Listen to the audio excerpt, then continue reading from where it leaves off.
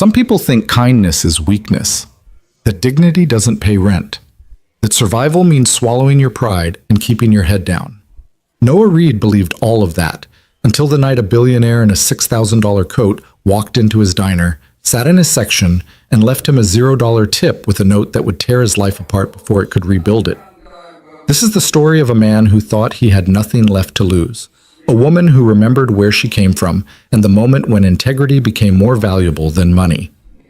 If you're watching from anywhere in the world, hit that like button and drop your city in the comments. I want to see how far this story travels. The rain came down in sheets that night, the kind of storm that turned the streets into rivers and made the world feel like it was ending one cold drop at a time.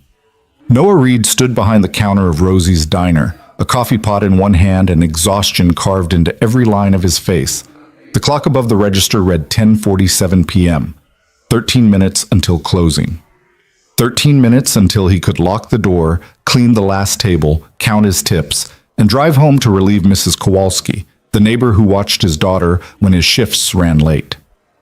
13 minutes until he could collapse into bed and pretend for a few hours that he wasn't drowning. The diner was nearly empty. Old Mr. Harrison sat in his usual corner booth, nursing a coffee that had gone cold an hour ago. Noah never rushed him. Some people came to Rosie's for the food, others came because it was warm, because the lights were soft, because nobody asked questions or demanded explanations. Mr. Harrison was one of those. Noah understood. He was one of those too. The bell above the door chimed. Noah looked up, ready to offer his standard greeting, polite, professional, the smile that didn't quite reach his eyes anymore. But the words died in his throat. The woman who walked in didn't belong here. She moved like money. That was the first thing Noah noticed. Not just wealth, but the kind of confidence that came from never having to check a price tag, never having to calculate whether you could afford both the entree and the side dish. Her coat was dark gray, tailored to perfection, probably worth more than Noah made in 3 months. Her heels clicked against the worn linoleum with a sharp, purposeful rhythm. Her hair was pulled back in a sleek ponytail, and her face was unreadable, beautiful in that intimidating way that felt like a wall rather than an invitation. She chose a booth near the window. Not Mr. Harrison's corner, but close enough that Noah could see both tables without turning his head. She didn't take off her coat. She didn't pull out her phone. She just sat there, straight-backed and still, watching the rain hammer against the glass. Noah grabbed a menu and walked over. "Evening. Can I get you something to drink while you look over?" "Coffee," she said. Her voice was cool, clipped. Not rude exactly, but not warm either. "Black." "Coming right up?" He returned with the coffee, set it down carefully, and pulled out his order pad. "Do you know what you'd like, or do you need a minute?" She didn't look at the menu. "What do you recommend?" The question surprised him. People like her didn't usually ask people like him for recommendations. They ordered efficiently and left quickly, as if staying too long in a place like Rosie's might stain their expensive clothes. "The meatloaf's pretty good," Noah said. "Comes with mashed potatoes and green beans. Comfort food. Nothing fancy, but it's honest." Something flickered in her eyes. Honest. I like that. She closed the menu she'd never opened. "I'll have the meatloaf." Noah wrote it down, then hesitated. Years of working tables had taught him to read people.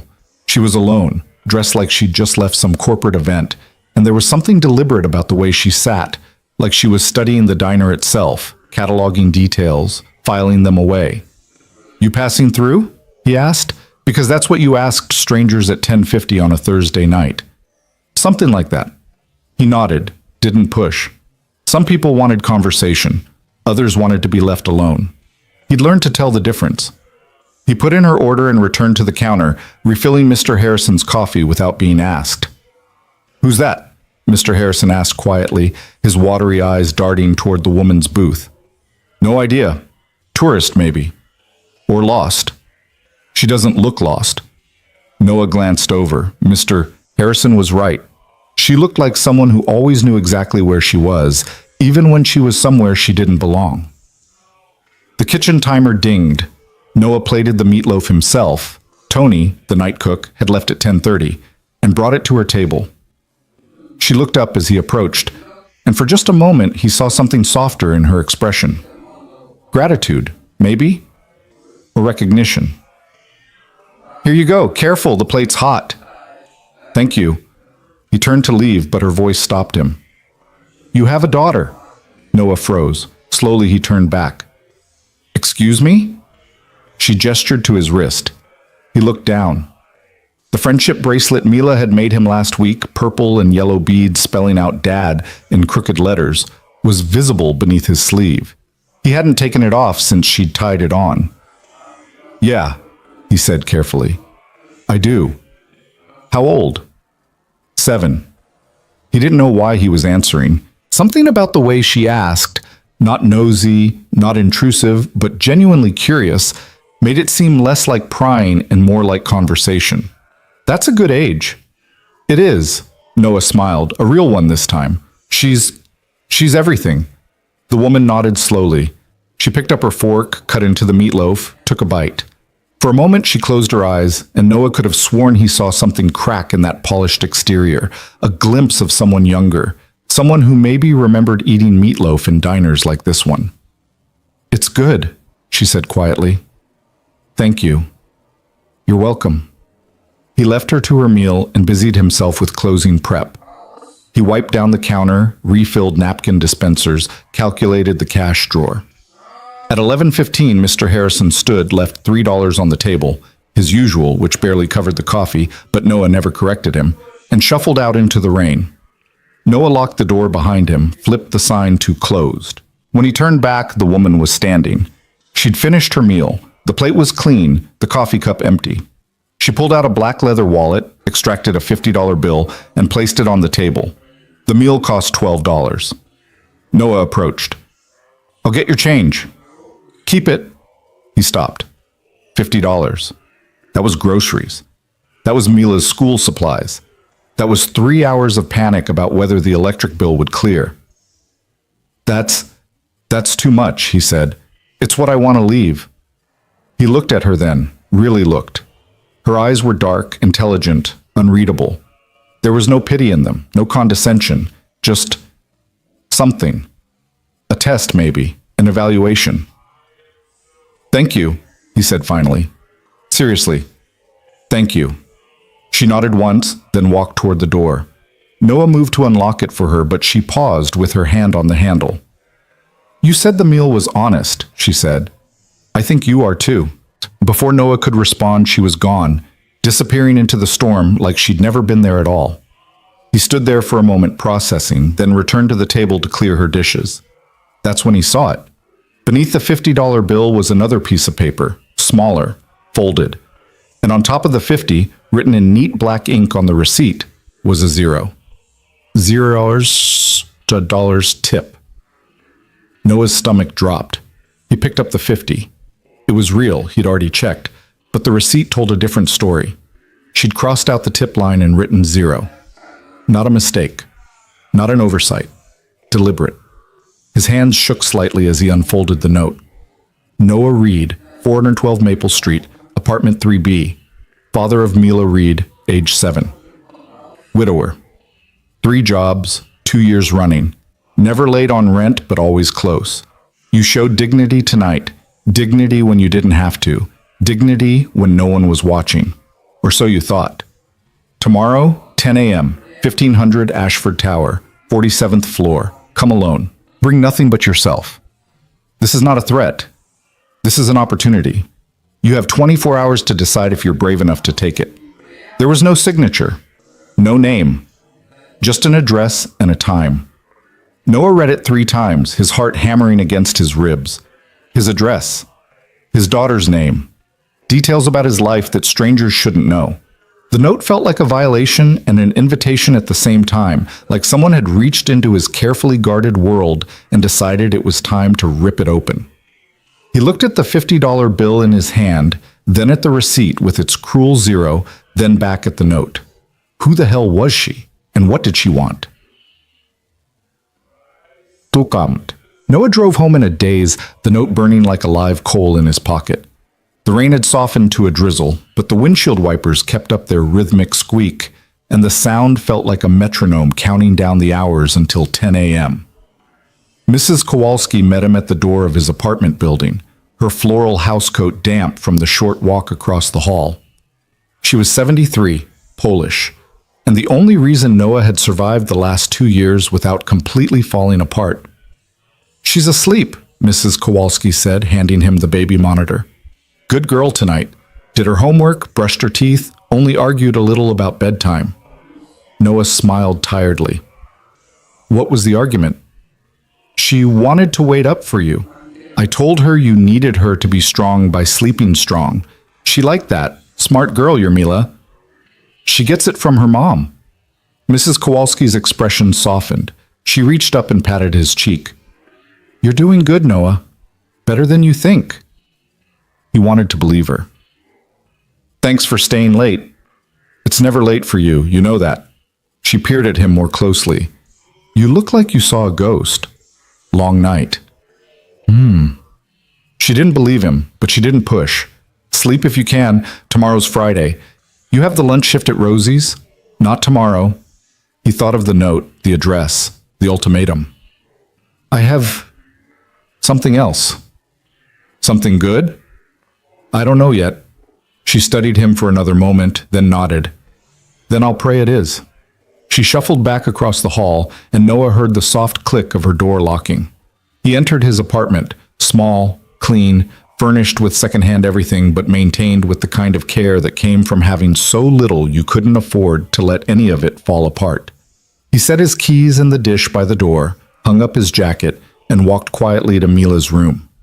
She was asleep, curled on her side with her stuffed rabbit tucked under her chin. Her dark hair, his hair, spread across the pillow. Her face was peaceful in a way that made Noah's chest ache. She looked like Sarah when she slept. Same nose, same slight smile even in dreams. He knelt beside her bed and adjusted her blanket, brushing a strand of hair from her forehead. "Hey, Ladybug," he whispered. "I'm home." She stirred but didn't wake. He stayed there for a moment, just watching her breathe, reminding himself why he got up every morning, why he worked 3 jobs, why he smiled when he wanted to scream, why he kept going when giving up would have been so much easier. Because of her. Always because of her.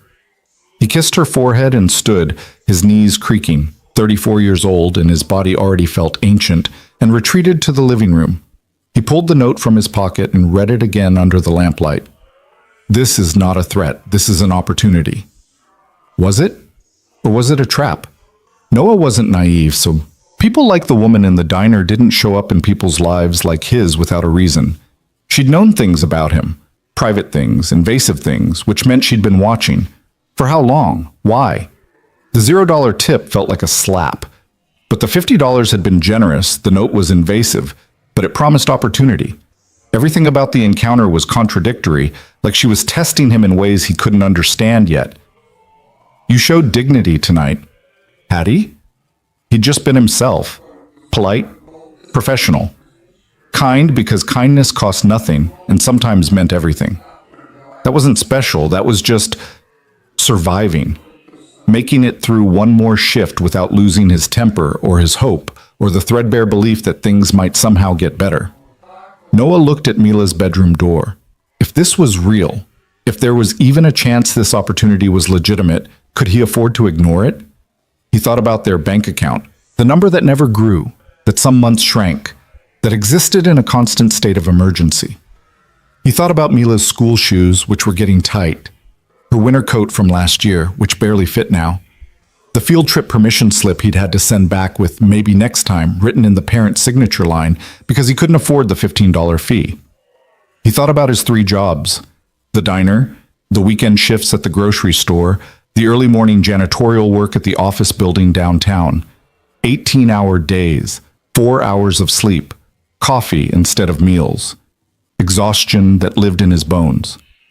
He thought about Sarah, what she would say if she could see him now, whether she'd be proud or heartbroken or both. And he thought about the woman in the expensive coat who'd looked at him like she saw something worth noticing. You have 24 hours to decide if you're brave enough to take it.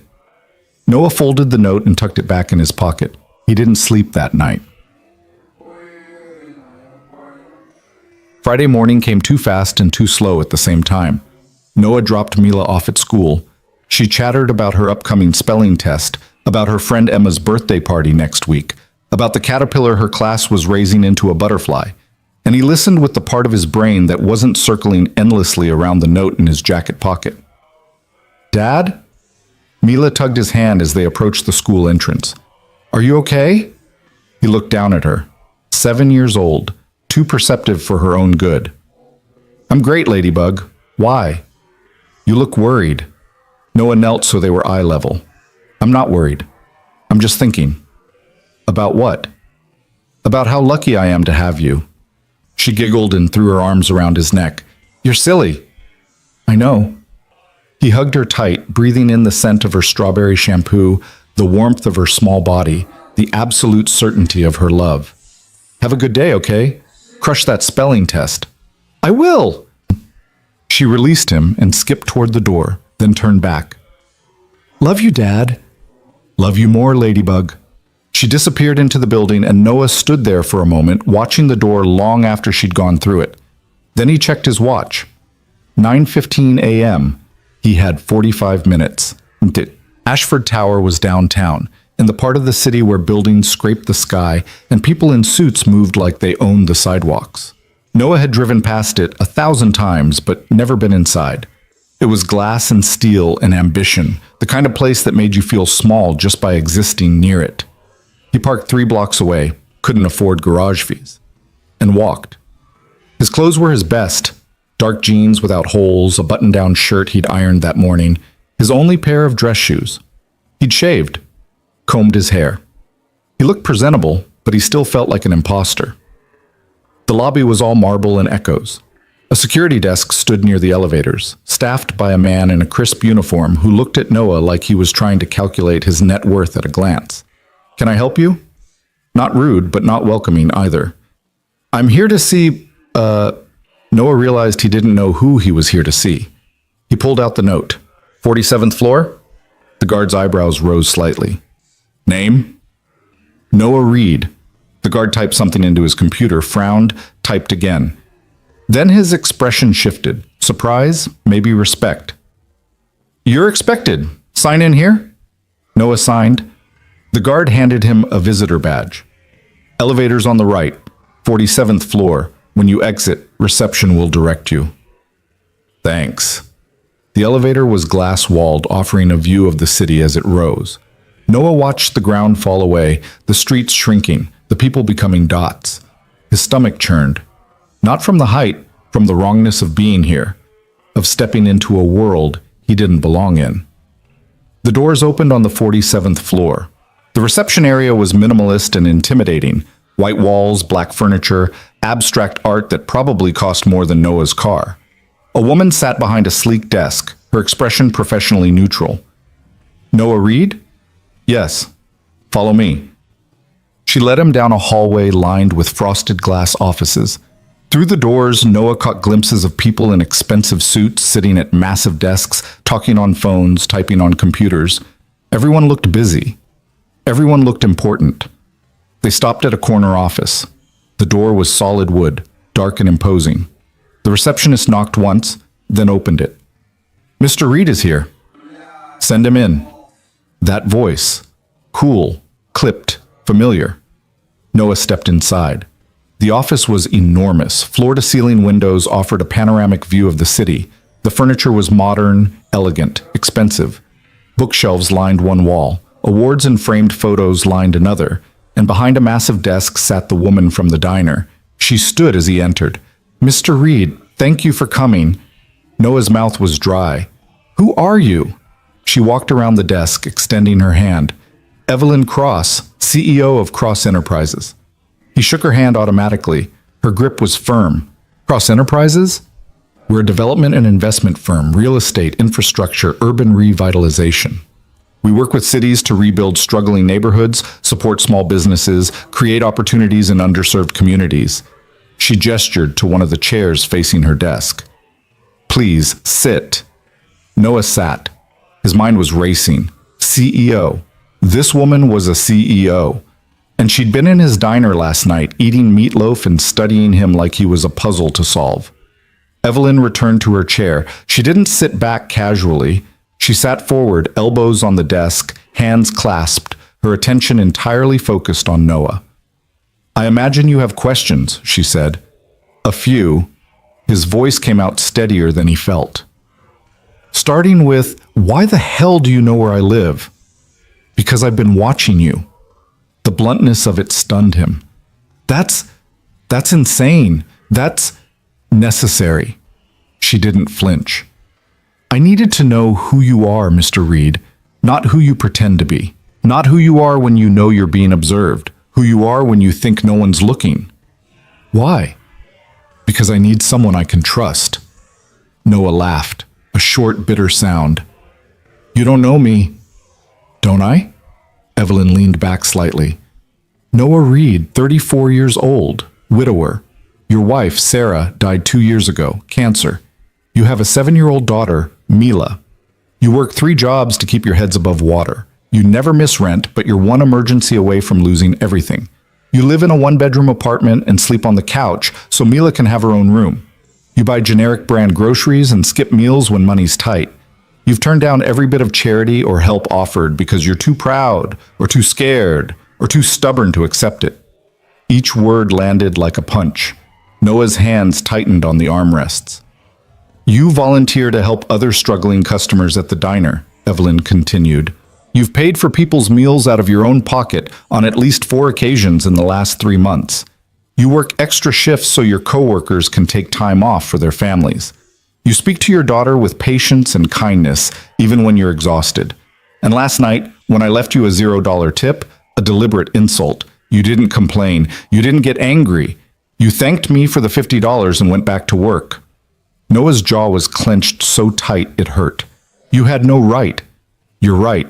I didn't." Evelyn's expression softened just slightly. "But I needed to see it for myself. Dignity, Mr. Reed. Do you know how rare that is? Real, honest-to-goodness dignity? Most people perform it when they think they're being watched. They're kind when kindness benefits them. They're patient when patience makes them look good. But you?" She shook her head slowly. "You're kind when it costs you. You're patient when no one rewards it. You're dignified when the world gives you every reason not to be." "I still don't understand what you want from me." Evelyn stood and walked to the window. For a moment, she just looked out at the city, her silhouette sharp against the light. "My mother was a waitress," she said quietly. "Single parent, 2 kids. We grew up in a neighborhood that people like me, now, drive past without looking. She worked herself to death trying to give us a better life. Literally. Heart attack at 52. Evelyn turned back to face him. "I built this company from nothing. I clawed my way up. I'm good at what I do. But somewhere along the way, I forgot what it felt like to be on the other side. I forgot what it's like when dignity is all you have left." She walked back to her desk and pulled out a folder. "I'm launching a new initiative, a program designed to support struggling families, single parents, people working multiple jobs, families 1 paycheck away from homelessness. Not charity. Opportunity. Job training. Stable employment. Childcare support. Real, sustainable help." She set the folder in front of Noah. "I need someone to lead it.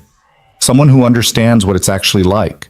Someone who won't forget where they came from. Someone people will trust because they'll see that this person is one of them."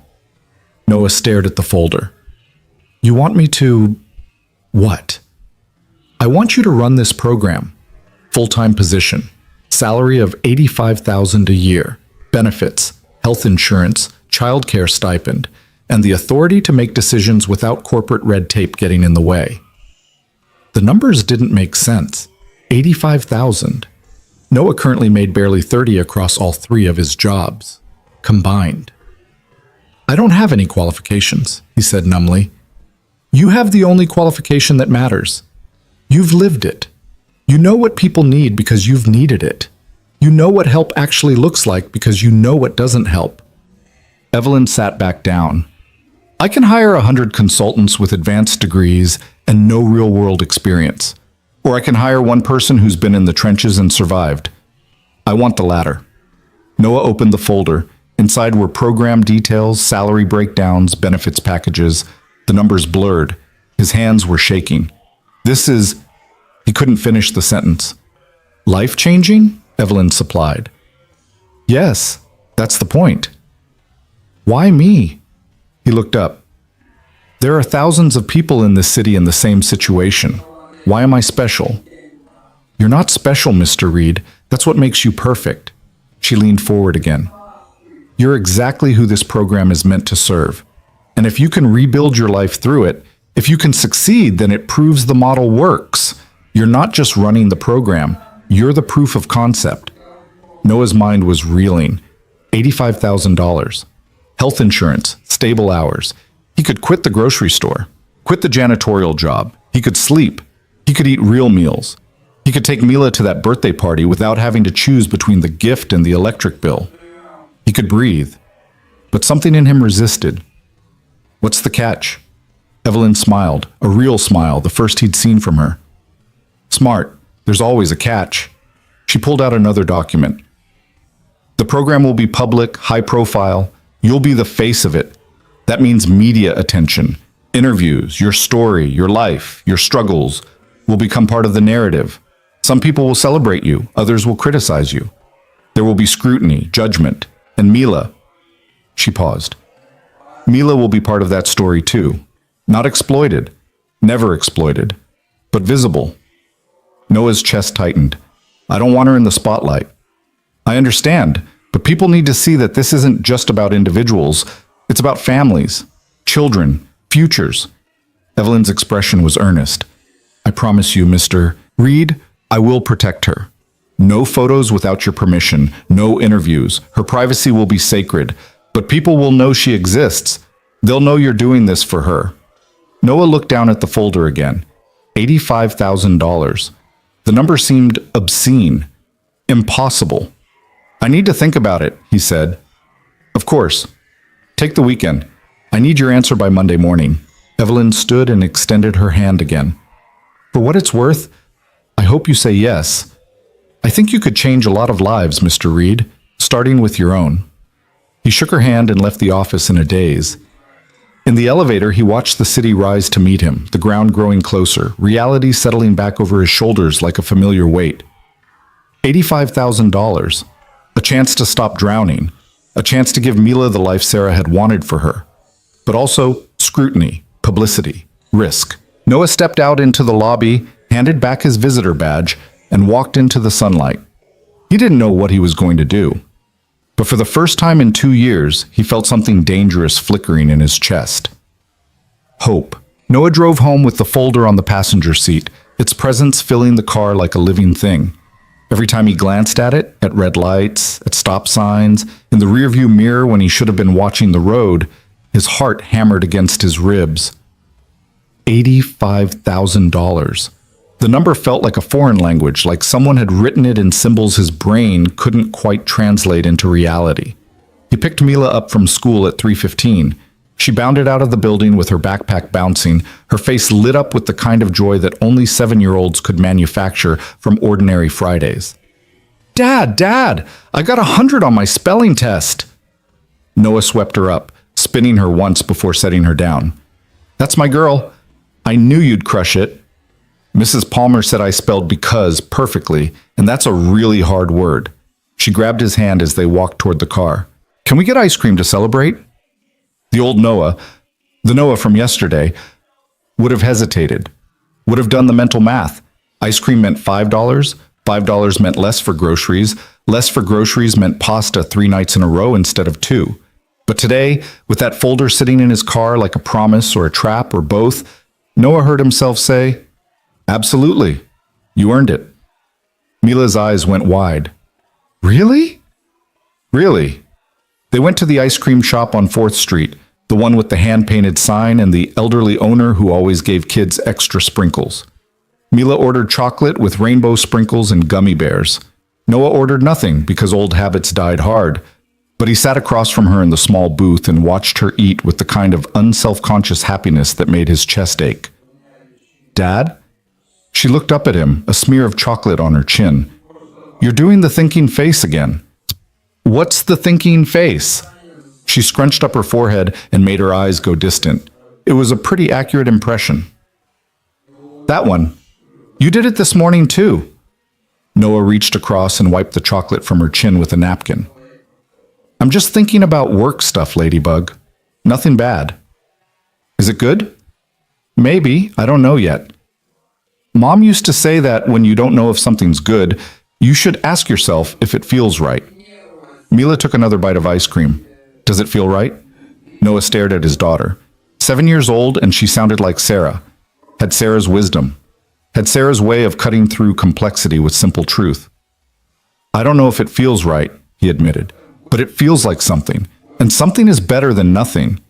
Mila nodded sagely, as if this made perfect sense, and returned to her ice cream. That night, after Mila was asleep, Noah sat at their small kitchen table with the folder spread open in front of him. He'd read through every page twice now. Program objectives, salary structure, benefits package. The job description used words like community liaison and program director and stakeholder engagement. It all sounded official and overwhelming and completely beyond his capabilities. But then he'd come to the section labeled program philosophy, and the language changed. It talked about dignity, about meeting people where they were, about understanding that poverty wasn't a moral failure, but a systemic problem that required systemic solutions.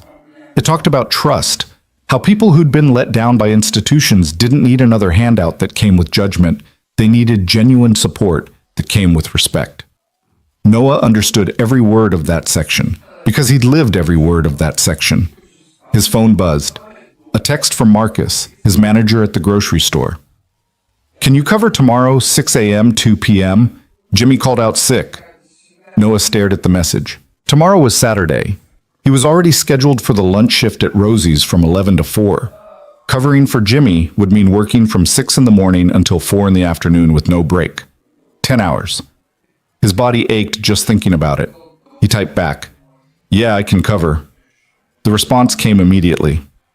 "You're a lifesaver, man. Thanks." Noah set the phone down and looked at the folder again. If he took this job, he could text back no next time. He could say he had plans, had time off, had a life beyond constant work. He could be a person instead of a collection of shifts held together by exhaustion and desperation. But the thought of saying yes to Evelyn Cross filled him with a dread he couldn't name. It felt too big, too exposed. Like stepping onto a stage where everyone could see him, could judge him, could decide whether he was worthy of the help he so desperately needed. He thought about the $0 tip, the deliberate cruelty of it, even if it had been a test. She'd wanted to see if he'd break, if he'd complain, if he'd show his real face when confronted with disrespect. What would she do with the program? What would she do with him? Noah closed the folder and went to bed, but sleep was a distant country he couldn't reach. The weekend passed in a blur of work and worry. Saturday's double shift left him hollowed out, moving through tasks on autopilot while his mind circled endlessly around the decision. Sunday he had off, the only day he allowed himself actual rest, and he spent it with Mila at the park. They fed ducks, played on the swings, had a picnic of peanut butter sandwiches and apple slices. Normal things, simple things. The kind of Sunday that felt like a small miracle because they were together and safe, and for a few hours, not struggling. But even there, watching Mila chase pigeons and laugh at nothing in particular, Noah couldn't escape the weight of the choice ahead of him. "Penny, for your thoughts." Mrs. Kowalski had joined them, settling onto the bench beside Noah with a paper bag of bird seed. She tossed a handful toward the ducks. "They'd be overpriced at a penny," Noah said. She smiled. "That bad?" "That complicated." "Complicated is just another word for important." She tossed more seeds. "You going to tell me what's going on, or am I going to have to guess?" Noah hesitated, then pulled out the folder. He'd been carrying it everywhere, like if he kept it close enough, the right answer would reveal itself. He handed it to Mrs. Kowalski. She put on her reading glasses, cat-eye frames from the 1970s that she refused to replace, and read through the first few pages. Her eyebrows climbed higher with each paragraph. Finally, she looked up at him. "Noah, this is incredible. It's terrifying." "What? Because what if I fail?" The words burst out of him. What if I take this job and I'm terrible at it? What if I let down all the people this program is supposed to help? What if I prove that people like me can't do jobs like this? Mrs. Kowalski closed the folder carefully. And what if you succeed? Noah didn't have an answer for that. Let me tell you something, Mrs. Kowalski said. When my husband died, I was 45 years old. No job skills, no education past high school, 2 kids in college. Everyone told me to sell the house, move somewhere cheaper, live small. You know what I did instead? What? I went to nursing school, 45 years old, sitting in classrooms with kids half my age, learning things my brain didn't want to learn anymore. I was terrified every single day. I failed tests. I cried in bathroom stalls. I almost quit 100 times. She reached over and patted his hand. But I didn't quit. And you know why? Why? Because being scared of failing is nothing compared to being scared of never trying. You know what real failure looks like, Noah? It looks like being on your deathbed, wondering what could have been. She gestured toward Mila, who was now trying to convince a duck to eat directly from her hand. That little girl doesn't need a father who plays it safe. She needs a father who shows her it's okay to be brave. Noah's throat was tight. What if being brave means putting her in the spotlight? People will know about her, talk about her, judge our lives. They already do that, sweetheart. The whole world judges poor people every single day. At least this way you get to control some of the narrative. You get to show them what dignity actually looks like. Noah watched Mila. The duck had finally taken a piece of bread from her palm, and she was squealing with delight. Pure, uncomplicated joy.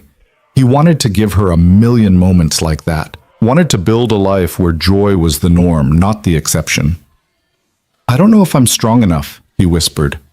Mrs. Kowalski squeezed his hand. Then it's good you don't have to know yet. You just have to decide. That night, after Mila was asleep, Noah sat down and did something he hadn't done since Sarah died. He wrote a letter.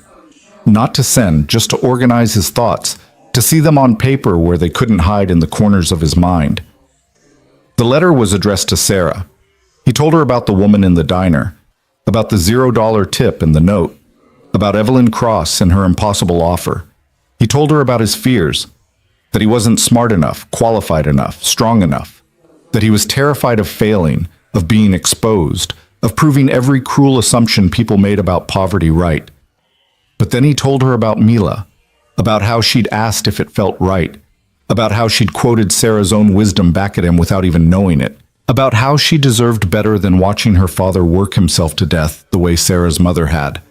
He told Sarah that he missed her, that he still didn't know how to do this alone, that every big decision felt like walking a tightrope without a net because she'd always been his net, his safety, his certainty. And then he wrote, "But I think you'd tell me to say yes, not because it's safe, but because it's true. Because it's a chance to help people who need help the way we needed help. Because it's a chance to show Mila that taking risks for the right reasons is worth it." He folded the letter and put it in the box under his bed. The box that held Sarah's things, her pictures, her jewelry, the birthday cards she'd written to Mila for years in advance because she'd known she wouldn't be there to give them in person. Then he picked up his phone and typed out an email to Evelyn Cross. "Ms. Cross, I've thought about your offer. I need to meet with you once more before I give you my answer. Can we meet Monday morning? I have some conditions. Noah Reed." He hit send before he could second guess himself. The response came in less than 5 minutes. "Monday, 9 a.m. Same place. I look forward to hearing your conditions." Noah set the phone down. His hands were shaking. His heart was racing. But underneath the fear, something else stirred. Something that felt dangerous and unfamiliar and maybe, possibly, like hope. Monday morning arrived cold and gray. Noah dropped Mila at school, then drove downtown. This time, he didn't feel like an imposter walking into Ashford Tower. He felt like a man with something to say. The security guard recognized him. "Mr. Reed, go on up." The elevator ride felt shorter this time. The receptionist smiled when she saw him. "She's expecting you." Evelyn was standing at her window when he entered, looking out at the city like she was cataloging everything she owned. She turned when she heard him. "Mr. Reed, please sit." Noah remained standing. "I'll take the job, but I have conditions." Evelyn's eyebrows rose slightly. "I'm listening." First, Mila's privacy is non-negotiable. No photos of her face, no interviews.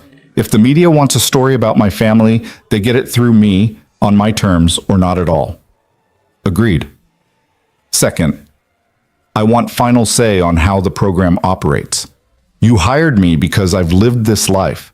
That means when I tell you something won't work, you listen. I'm not a puppet. I'm a partner. Agreed. Third, I need a guarantee. A contract that says if this program fails, if it gets shut down or defunded, I get 6 months of salary as severance. Because I'm quitting 3 jobs to take this one, and if it disappears in 2 months, I'll have nothing to fall back on. I need security. Evelyn was quiet for a moment. Then she walked to her desk, pulled out a document, and wrote something on it. 6 months severance, guaranteed in writing, regardless of cause. Anything else? Noah took a breath. This was the big one. Fourth, I want one of the program's first participants to be a man named Mr. Harrison. He's 78 years old, lives alone, eats at Rosie's Diner because it's warm and no one rushes him. He needs help, but he's too proud to ask for it. If this program is real, if it's going to work, I want to see it help him first. Evelyn studied Noah for a long moment. Then, slowly, she smiled.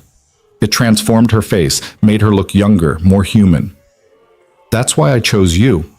Because you're already thinking about who needs help instead of what you'll get from helping. She extended her hand. Do we have a deal, Mr. Reed? Noah shook it. Her grip was firm, final. We have a deal. Good. You start in 2 weeks. That gives you time to give notice at your other jobs to get settled, to prepare. HR will contact you tomorrow with paperwork. She paused. Welcome to Cross Enterprises, Noah. He left the office feeling weightless, like gravity had temporarily released its hold. In the elevator, he watched the city spread out beneath him, and for the first time in 2 years, the view felt like possibility instead of distance. He called Mrs. Kowalski from the parking garage. I did it. I said yes. He could hear the smile in her voice. I knew you would. How? Because you're braver than you think, and because you love that little girl too much to let fear make your decisions. Noah's eyes burned. Thank you for everything. Oh, stop. You haven't gotten rid of me yet. Someone has to make sure you don't work yourself to death in your fancy new job. He laughed, and it felt good. Felt real. The next 2 weeks moved at a strange pace, too fast and too slow simultaneously. Noah gave notice at the grocery store and the janitorial company. Marcus was disappointed but understanding. You're too good for this place anyway, man. Go do something that matters. Telling Tony at Rosie's was harder. You're leaving? Tony set down his spatula, his weathered face creasing with concern. Not leaving, just changing. I got a job offer, a real job, with benefits and everything. Tony was quiet for a moment, then he pulled Noah into a rough hug. I'm proud of you, kid. Your wife would be proud too. I'm going to keep working Friday nights, Noah said quickly. 1 shift a week. I don't want to lose this. It matters. You're a good man, Noah Reed. Telling Mila was the strangest conversation of all. So you're going to help other families like us? She asked, sitting cross-legged on her bed while Noah explained the new job in terms a 7-year-old could understand. Yeah, families that are working hard but need some extra support. Like when Mrs. Kowalski helps us? Exactly like that. Mila thought about this for a moment. Will you still have time to take me to school? Every single day, Ladybug. And I'll be there when you get home too. No more late nights, no more missing bedtimes. Her face lit up. Really? Really? She threw her arms around him. This is the best day ever. Noah held her close, breathing in the scent of her shampoo, feeling the solid weight of her in his arms. Yeah, he whispered. It really is. But the following Monday, when Noah walked into Cross Enterprises as an actual employee, not a visitor, not a supplicant, but someone who belonged, the reality of what he'd agreed to slammed into him like a physical force. His office was on the 45th floor, smaller than Evelyn's, but still larger than his entire apartment. It had a desk, a computer, bookshelves, and that same floor-to-ceiling window offering a view of the city. On the desk was a welcome packet, a new laptop, and a note from Evelyn. Trust yourself. You've already survived the hardest part. Now help others do the same. Noah sat in the leather chair, his chair, and tried to absorb that this was real, that he worked here now, that he was someone who had an office and a salary and business cards with his name on them. His assistant knocked on the open door. Her name was Jennifer, and she was efficient and kind in the way that suggested she'd been specifically chosen because she wouldn't make him feel incompetent. "Good morning, Mr. Reed. Ms. Cross asked me to bring you up to speed. You have a team meeting at 10, lunch with the communications department at noon, and a one-on-one with Ms. Cross at 3. I've put together briefing materials for each meeting." She set down 3 thick folders. Noah stared at them. "All of this is for today? Welcome to corporate life," she smiled. "Don't worry, you'll find your rhythm. Coffee? Please? Black?"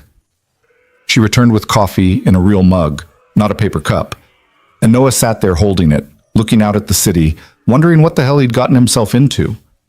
The team meeting was overwhelming. 12 people, marketing specialists, financial analysts, HR representatives, community outreach coordinators, all looking at him with expressions ranging from curiosity to skepticism. Evelyn introduced him. "This is Noah Reed, our new Director of Family Support Initiatives. Noah brings real-world experience and genuine understanding of the communities we're trying to serve. I expect you all to support him as he develops our program framework."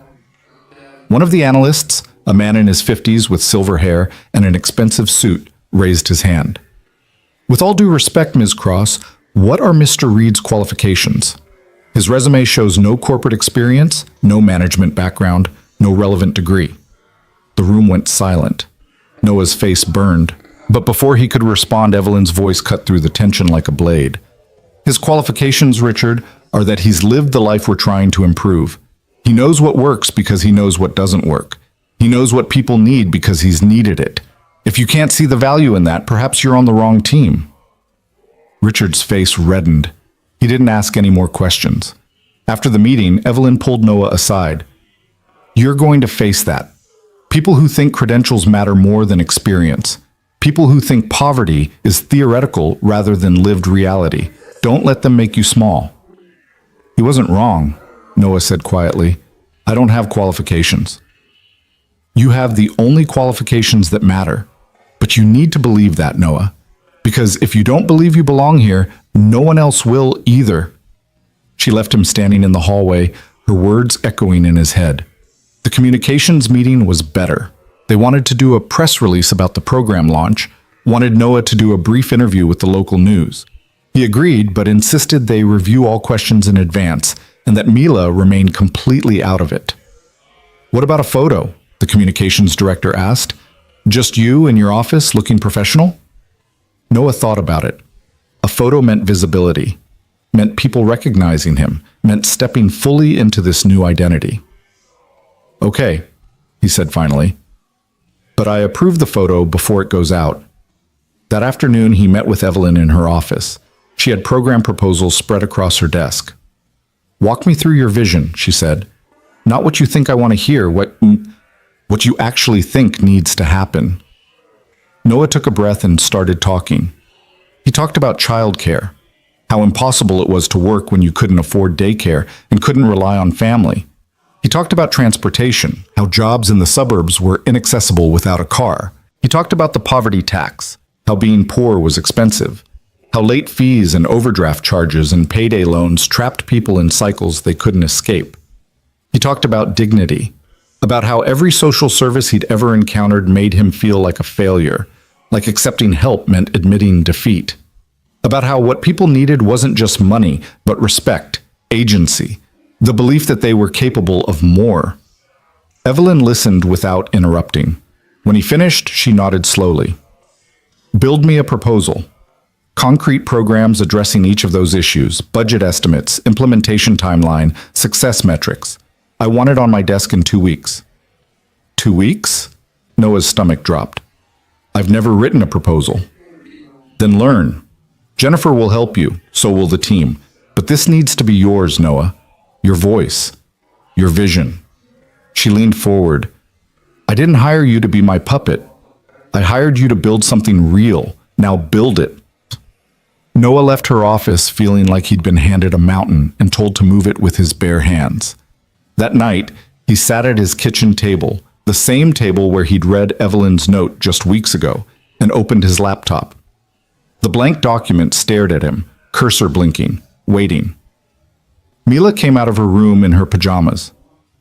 "Dad, why are you still working?" "I have to write something important." "Like a story?" "Sort of. A story about how to help people." She climbed into his lap and he adjusted the computer so she could see the screen. "What should I write, Ladybug?" She thought about it seriously. "Write that everyone deserves to be happy, and that being poor doesn't mean you're bad, and that kids need their dads to come home for dinner." Noah's throat tightened. "Those are perfect." He typed her words at the top of the document, and suddenly the rest started flowing. He wrote about families like his, working impossible hours for impossible pay, choosing between food and rent, between medicine and electricity. He wrote about the systems that punished poverty instead of addressing it. He wrote about what real help looked like. Not handouts, but hand-ups. Not charity, but partnership. He wrote for 3 hours until Mila fell asleep in his lap, and he had to carry her to bed. Then he wrote for 3 more hours, until his eyes burned and his back ached, and the document was 12 pages long. It wasn't perfect. It probably wasn't even good. But it was honest. And maybe, Noah thought, maybe honest was enough. The next morning, he sent the draft to Jennifer with a note. "Please tell me how to make this not terrible." Her response came an hour later. "This is incredible. Minor edits attached. You're a natural." Over the next 2 weeks, Noah threw himself into the work with the same intensity he'd once devoted to survival. He met with community organizations, talked to social workers, interviewed families about what they actually needed. He revised his proposal 17 times. He learned corporate jargon and budget terminology and how to present ideas in ways that sounded professional instead of desperate. And slowly, impossibly, he started to feel like maybe he belonged here after all. But the day the press release went out, Noah's phone started ringing. Local news wanted interviews. National outlets picked up the story. "Former diner waiter to lead revolutionary poverty initiative," read one headline. "From survival to success, one man's journey to help others," read another. The attention was overwhelming and invasive, and exactly what Evelyn had warned him about. Then, on a Thursday afternoon, Mila came home from school crying. Noah was in the middle of a budget review meeting when his phone buzzed with a call from Mila's school. His stomach dropped instantly. Schools didn't call in the middle of the day unless something was wrong. He excused himself from the conference room, ignoring the annoyed looks from the finance team, and answered in the hallway. "Mr. Reed, this is Principal Matthews. Mila's fine, she's not hurt, but we need you to come pick her up. There's been an incident." "What kind of incident?" "I'd rather discuss it in person. Can you come now?" Noah was in his car 5 minutes later, his heart hammering the entire 15-minute drive to Mila's school. He found her in the principal's office, sitting in a chair that was too big for her, her face blotchy and tear-stained, her eyes fixed on her shoes. When she saw him, she burst into fresh tears and ran into his arms. Hey, Ladybug, I'm here. It's okay." He held her tight, looking over her head at Principal Matthews, who stood behind her desk with an expression that was equal parts sympathetic and uncomfortable. "What happened?" Noah asked. Principal Matthews gestured for him to sit. Mila climbed into his lap, burying her face against his chest. "There was an altercation at lunch. Some of the other students were teasing Mila about an article they'd seen online, about you, about your family's situation." Noah's blood went cold. "What article?" "Apparently one of the parents showed their child a news story about your new position at Cross Enterprises. The article mentioned that you'd been working multiple jobs, that you and Mila had been struggling financially. Some of the children used that information to be cruel." "What did they say?" Noah's voice was flat, dangerous. Principal Matthews hesitated. "They called Mila poor, said her clothes were from thrift stores, said her dad was famous for being broke." She paused. "One child said that Mila only got her new job because rich people felt sorry for her." Mila's shoulders shook with silent sobs. Noah wrapped his arms tighter around her, his jaw clenched so hard it ached. This was exactly what he'd feared, exactly what he'd tried to protect her from. "And what are you doing about this?" he asked. "The children involved have been spoken to and will face appropriate consequences. We have a zero-tolerance policy for bullying, But Mr. Reed, I want to be honest with you. This may continue. The news coverage around your new position has made your family somewhat visible. Other parents are talking. Children overhear things. I can control what happens in this building, but I can't control what happens outside of it. Noah felt something break inside him. All the hope, all the possibility, all the belief that this job could change their lives. It was crumbling in his hands because he'd been naive enough to think that accepting help wouldn't come with a cost. That stepping into the light wouldn't make them targets. I'm taking her home, he said. Of course. Take tomorrow off too, if you need it. Let things settle. Noah carried Mila out of the building, not caring that she was 7 and perfectly capable of walking, needing to hold her close because it was the only thing keeping him from screaming. He buckled her into her booster seat and drove home in silence, his mind racing, his hands gripping the steering wheel hard enough to hurt. At home, he made her hot chocolate, the expensive kind with real cocoa that they usually saved for special occasions, and sat with her on the couch. She held the mug with both hands, not drinking, just staring into it like it held answers. I'm sorry, Ladybug, Noah said quietly. I'm so sorry. It's not your fault. Her voice was small, fragile. It is, though. I took this job knowing it would make us visible. I knew people would talk. I hoped it wouldn't affect you like this. Mila was quiet for a long moment. Then she said, Emma said her mom said we were charity cases, that you got the job because the lady felt bad for us, not because you're good at it. Noah's vision went red around the edges. That's not true. That's not even close to true. Then why did she hire you? Was it because we're poor? The question hit him like a punch. No, she hired me because I understand the people this program is supposed to help, because I've lived what they're living. That's not the same as being a charity case. That's called experience. But we are poor, right? Mila looked up at him, her eyes still watery. That's not a lie. We were struggling, Noah said carefully. There's a difference between being poor and struggling. Poor means you've given up. Struggling means you're fighting. We were always fighting, Mila, and we're still fighting. This job doesn't change who we are. It just changes what tools we have to fight with. She thought about this, her small face serious. I don't want to go back to school. I know, baby, but you have to. Why? Because letting them win means letting them decide who you are. And you're not what they said. You're smart and kind and brave, and none of those things have anything to do with money. But they're going to keep being mean. Probably. Noah pulled her close. People are mean when they don't understand something. They're scared of things that are different. But you know what? That's their problem, not yours. You didn't do anything wrong. I didn't do anything wrong. We're just trying to live our lives and help other people live theirs. If that makes some people uncomfortable, that says everything about them and nothing about us. Mila was quiet against his chest. Then, in a voice so small Noah almost didn't hear it, she said, I wish Mom was here. She'd know what to do. Noah's eyes burned. Yeah, me too, Ladybug. Me too. That evening, after Mila finally fell asleep, Noah called Evelyn. She answered on the first ring.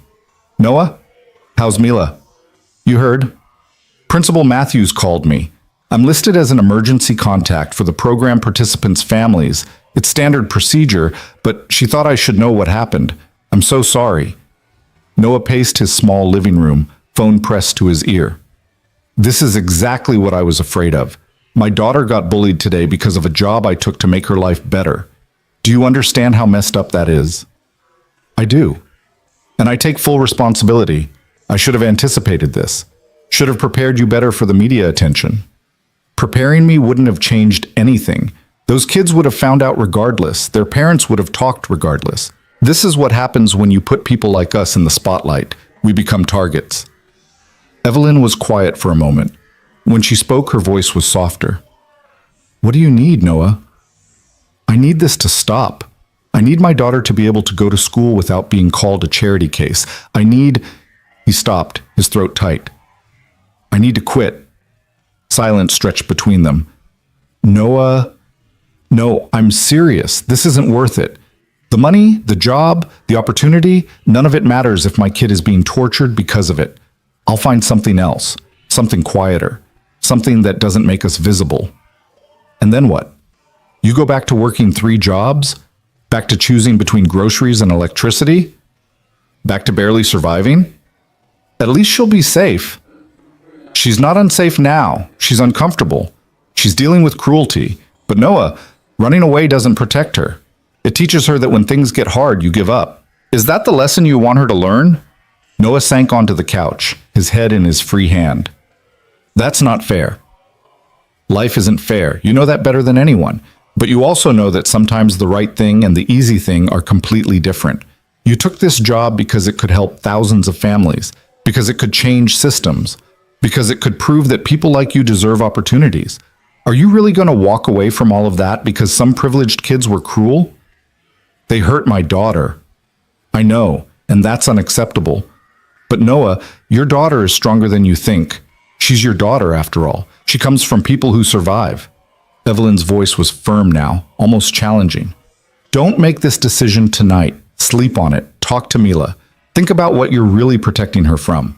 And then, if you still want to quit, I'll accept your resignation. But give it one more day. Noah wanted to argue, wanted to tell her she didn't understand, didn't know what it was like to watch your child suffer and know you caused it. But something in her tone stopped him. One more day, he said finally. That's all I'm asking. After they hung up, Noah sat in the dark living room, listening to the sounds of the building settling around him. From somewhere above came the muffled sound of television. From next door, Mrs. Kowalski's radio playing classical music. Normal sounds, the soundtrack of their life. He thought about Sarah, about the life insurance policy that had barely covered her funeral, about the medical bills that still arrived sometimes, 2 years later, demanding payment for keeping her alive when alive was the last thing she'd wanted to be. Eaten hollow by cancer, in pain every moment, holding on only because she couldn't bear to leave them. She'd made him promise, at the end, that he'd give Mila everything, that he'd fight for her, that he wouldn't let the world make her small. Was quitting fighting, or was protecting her from cruelty fighting? Noah didn't know anymore. The next morning, Mila refused to get out of bed. Noah sat on the edge of her mattress, his hand on her back through the covers. Ladybug, you've got to get up. School starts in 45 minutes. I'm sick. You're not sick. My stomach hurts. Your stomach hurts because you're scared. But staying home doesn't make the scary thing go away. It just means it's waiting for you tomorrow instead. Mila rolled over, her face half buried in her pillow. What if they're mean again? Then you remember what I told you, that their meanness says everything about them and nothing about you. Noah brushed hair from her forehead. And you remember that you're a reed, and reeds don't run from hard things. Mom ran from hard things. She died. The words were like a knife between his ribs. Noah took a shaky breath. Mom didn't run, baby. She fought as hard as she could. Sometimes fighting means staying, sometimes it means going. But giving up because you're scared? That's different from losing a fight you couldn't win. Mila stared at him with those eyes that were too old, too knowing. Are you scared? Terrified. But you're not quitting? Noah hesitated, then, making the decision as he said it, No, I'm not quitting. Why not? Because you're watching. And I need you to see that when people try to make you small, you make yourself bigger, not by being mean back, but by being exactly who you are, louder. Mila sat up slowly. What if I can't be louder? Then I'll be loud enough for both of us until you can. She hugged him then, fiercely, her small arms around his neck. Okay, I'll go to school. That's my girl. Dropping her off was one of the hardest things Noah had ever done. He walked her to the door, ignoring the stares from other parents, the whispers that weren't quite quiet enough. Mila's hand was tight in his. You've got this, he told her at the entrance. And if anyone says anything mean, you tell Mrs. Palmer. Promise? Promise. And Mila, don't be ashamed of who we are. We're not less than anyone here. We're just different. And different is okay. She nodded, squared her small shoulders, and walked into the building. Noah watched until she disappeared around a corner, his heart in his throat, then returned to his car and sat there for 10 minutes, trying to steady his breathing before driving to work. At Cross Enterprises, Noah went straight to Evelyn's office. Her assistant tried to stop him. She's on a call.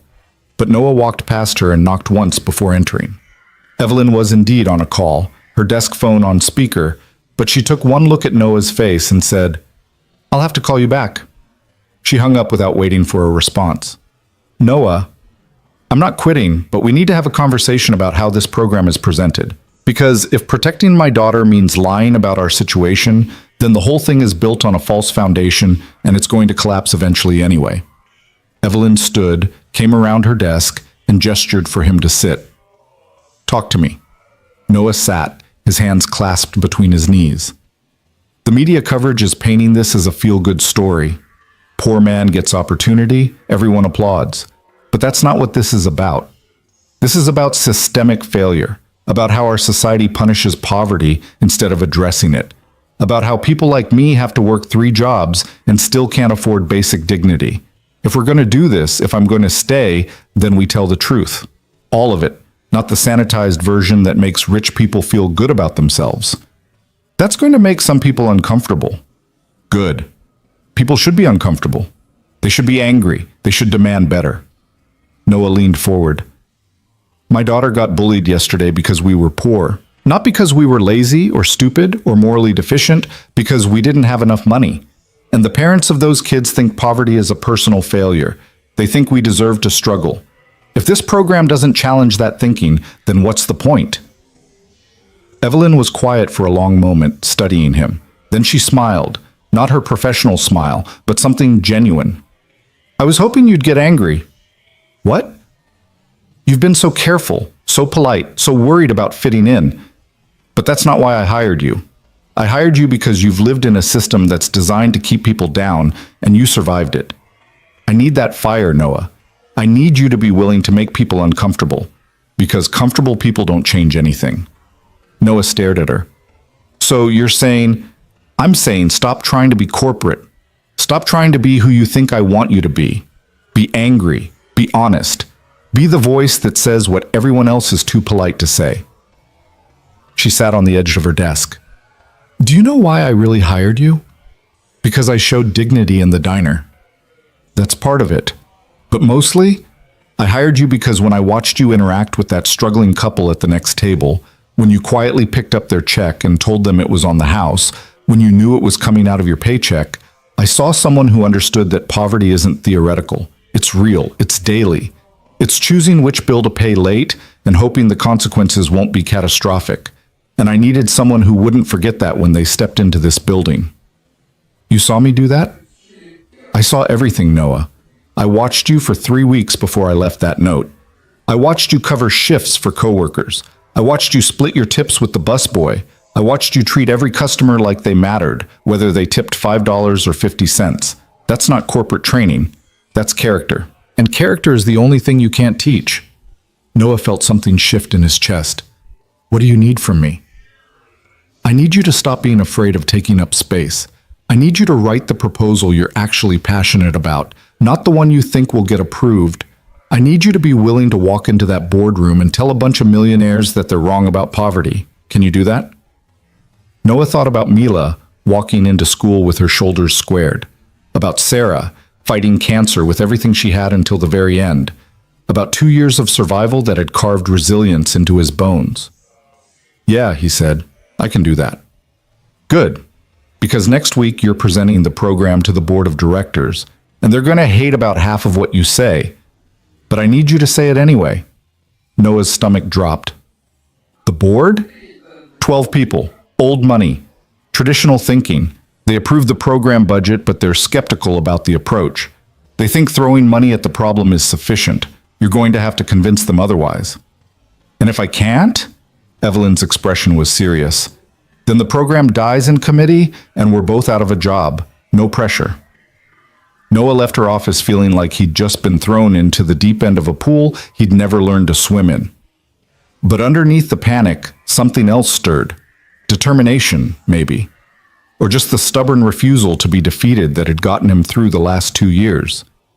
He spent the weekend rewriting his proposal, not the careful diplomatic version he'd crafted before, the real version, the one that called out systemic inequality, the one that demanded companies pay living wages instead of relying on government assistance to subsidize their workforces, the one that said poverty was a policy choice, not a personal failure. Mrs. Z. Kowalski came over Saturday afternoon with pierogi and found him buried in research papers and statistics. "You're going to work yourself sick," she said, setting down the food. "I'm presenting to the board on Tuesday. If I can't convince them, this whole thing falls apart." "Then you'll convince them." "You have a lot of faith in me." She sat down across from him, her old hands folded on the table. "You want to know something? When I was in nursing school, I had a professor who told me I was too old, too slow, too set in my ways to ever be a good nurse. You know what I did?" "What?" "I became the best nurse in my graduating class. Not to prove him wrong, to prove myself right, that I belonged there, that my experience mattered, that age and unconventional paths didn't make me less capable." She reached over and tapped his proposal. "These board members, they're going to think you don't belong in that room, that you're a project, not a professional. You prove them wrong by being so undeniably good they can't ignore you." "What if I'm not good enough?" "Then you fake it until you are. That's what everyone else does." Monday night, Noah barely slept. He rehearsed his presentation until the words lost meaning, then rehearsed them again. At 2 a.m, he gave up on sleep entirely and made coffee, sitting at his kitchen table and staring at his notes until they blurred. At 6, Mila shuffled out of her room in her pajamas. "Dad, why are you already awake?" "Big day today, Ladybug. Important meeting." She climbed into his lap, still half asleep. "Are you scared?" "Little bit." "Want to know a secret?" "Always." She leaned close to his ear. "When I'm scared at school, I pretend you're standing next to me, and then I feel braver." Noah's throat tightened. "Does it work?" "Every time." He held her close, breathing in the scent of her sleep-warm skin. "Then I'll do the same thing. When I'm in that meeting, I'll pretend you're standing next to me. Deal?" "Deal." Tuesday morning arrived with the inevitability of a tidal wave. Noah, dressed in his best suit, still obviously off the rack, still obviously not in the same league as what everyone else would be wearing, but clean and professional and the best he had. He dropped Mila at school, hugged her longer than usual, and drove to Ashford Tower with his heart trying to hammer its way out of his chest. The boardroom was on the 50th floor, floor-to-ceiling windows, a table that looked like it cost more than a car, leather chairs that probably cost more than a month's rent. And seated around that table were 12 people who looked like they'd been born knowing how to be wealthy. Noah recognized a few faces from business magazines, real estate developers, investment bankers, the kind of people who made decisions that affected thousands of lives without ever having to face the consequences personally. Evelyn was already there, standing at the head of the table. She gestured for Noah to join her. "Ladies and gentlemen, this is Noah Reed, Director of Family Support Initiatives. Noah is going to walk us through his proposed program framework." Noah moved to the front of the room, connected his laptop to the projector, and pulled up his presentation. 12 sets of eyes watched him, evaluating, judging. He could feel their skepticism like a physical weight. He thought about Mila standing next to him. Then he began. "Thank you for your time. I want to start by acknowledging something that might make some of you uncomfortable. I don't belong in this room, not by traditional measures. I don't have an MBA. I haven't managed teams or budgets or corporate initiatives. 2 months ago, I was working 3 jobs and choosing between groceries and electricity. By every standard that typically defines professional credibility, I'm unqualified to be here." The room was silent. A few board members exchanged glances. "But here's what I do have," Noah continued. "I have 2 years of experience navigating a system designed to keep people like me down. I have intimate knowledge of what it's like when dignity is a luxury you can't afford. I have a 7-year-old daughter who learned addition by calculating whether we could afford both milk and bread in the same week, and I have the perspective of someone who's lived the problem we're claiming we want to solve." He advanced to the next slide, a photo of Rosie's diner at night, warm light spilling onto rain-slicked pavement. "This is where Ms. Cross found me, working the late shift, exhausted, barely holding things together. She tested me that night, left me a $0 tip to see how I'd react. And I want to tell you what I learned from that test." Noah looked directly at the board members. "I learned that when you have nothing, how you treat people says everything about who you are. I learned that dignity isn't something you earn with money. It's something you choose every day, regardless of circumstances. And I learned that the people this program is supposed to help don't need charity. They need opportunity. They need systems that support them instead of punishing them. They need to be treated like human beings instead of statistics. He clicked to the next slide, his actual proposal. Numbers, programs, concrete plans. What I'm proposing isn't revolutionary, it's basic. Childcare support so parents can work without choosing between supervision and income. Transportation assistance so jobs aren't limited by geography. Financial literacy education that doesn't shame people for not knowing things they were never taught. Job training that leads to actual jobs, not dead-end certificates. And most importantly, peer support networks where people help each other instead of competing for scraps. A woman at the far end of the table raised her hand. Margaret Chen, CFO of a major development firm. Her expression was impassive. Mr. Reed, your proposal has a first-year budget of $8 million. Can you justify that expense? What's the ROI? Noah had anticipated this question, had practiced the diplomatic answer, but standing there, looking at this woman who probably spent $8 million on real estate acquisitions without blinking, something snapped. The ROI, he said slowly, is that people won't die from preventable poverty. The ROI is that children won't go hungry. The ROI is that parents won't have to choose between medicine and rent. If you're looking for a profit margin, you're asking the wrong question. The room went very still. Margaret's eyebrows rose. That's quite idealistic, Mr. Reed. No, it's quite realistic. Idealistic would be thinking we can solve poverty without investing in solutions. What I'm proposing is pragmatic. We spend $8 million now, or we spend exponentially more later on emergency services, healthcare costs, incarceration, and social programs trying to patch the damage. Poverty is expensive for everyone. This program reduces that cost. Another board member spoke up, Richard, the man who'd questioned Noah's qualifications in the first meeting. You're asking us to fund a program based on your personal experience. That's anecdotal, not data-driven.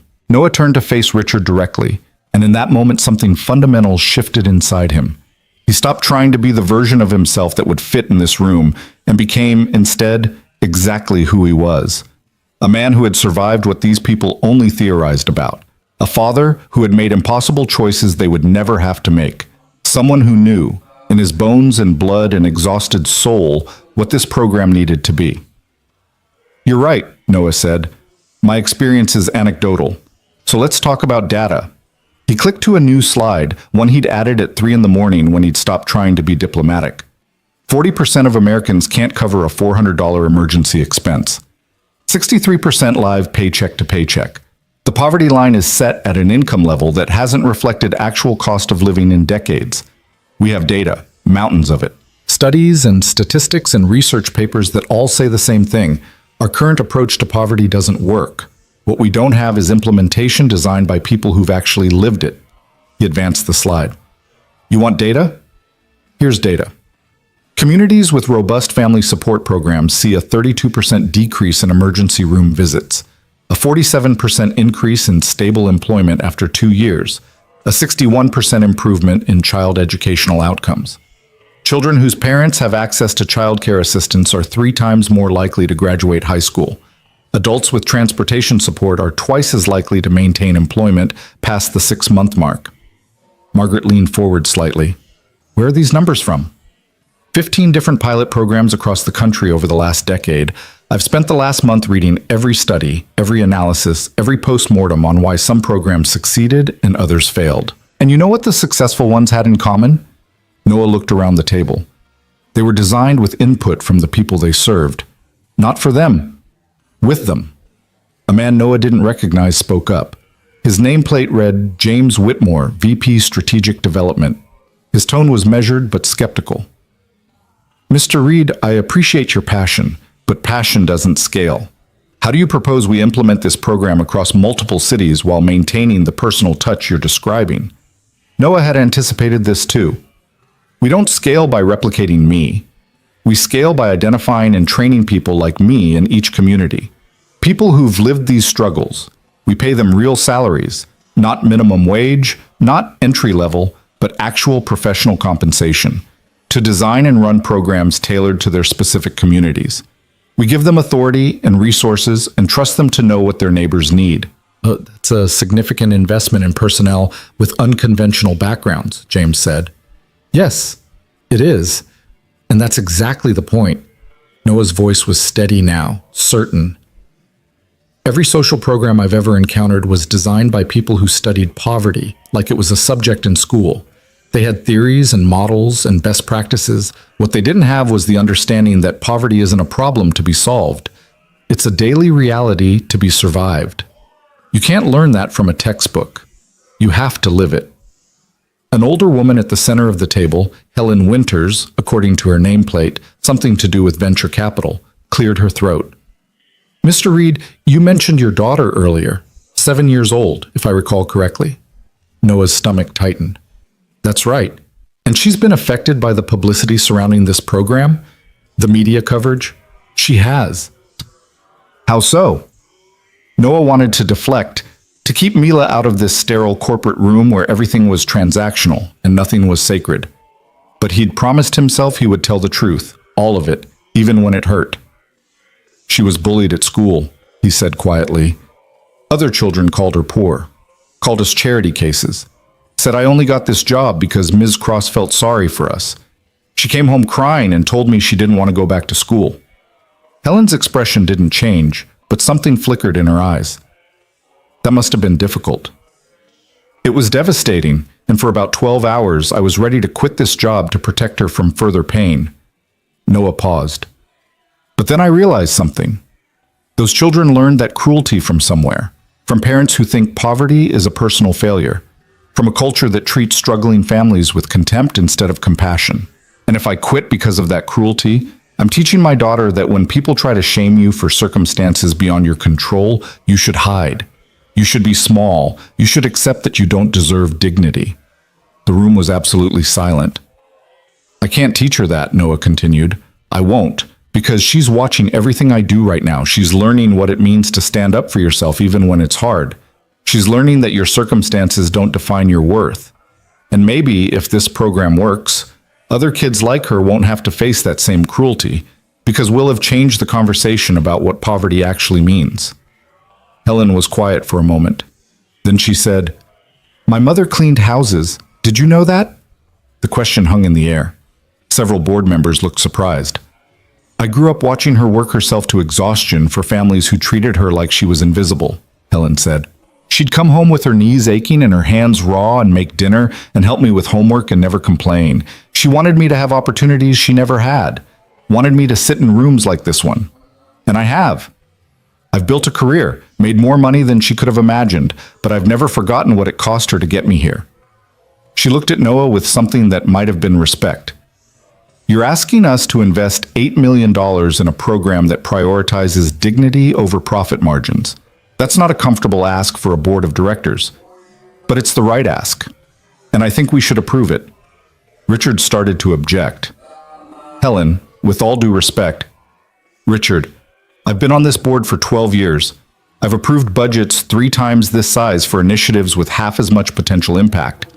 We'll spend $8 million on marketing campaigns that do nothing but make us feel good about ourselves. We can spend $8 million on something that might actually change lives. She looked around the table. I move to approve Mr. Reed's proposal as presented, full budget, 2-year pilot, and I further move that we give him full operational authority without interference from this board beyond quarterly progress reports. I second the motion, said Margaret, to everyone's surprise, including, apparently, her own. Evelyn, who had been silent throughout the entire presentation, allowed herself a small smile. All in favor? Noah watched as one by one hands rose around the table.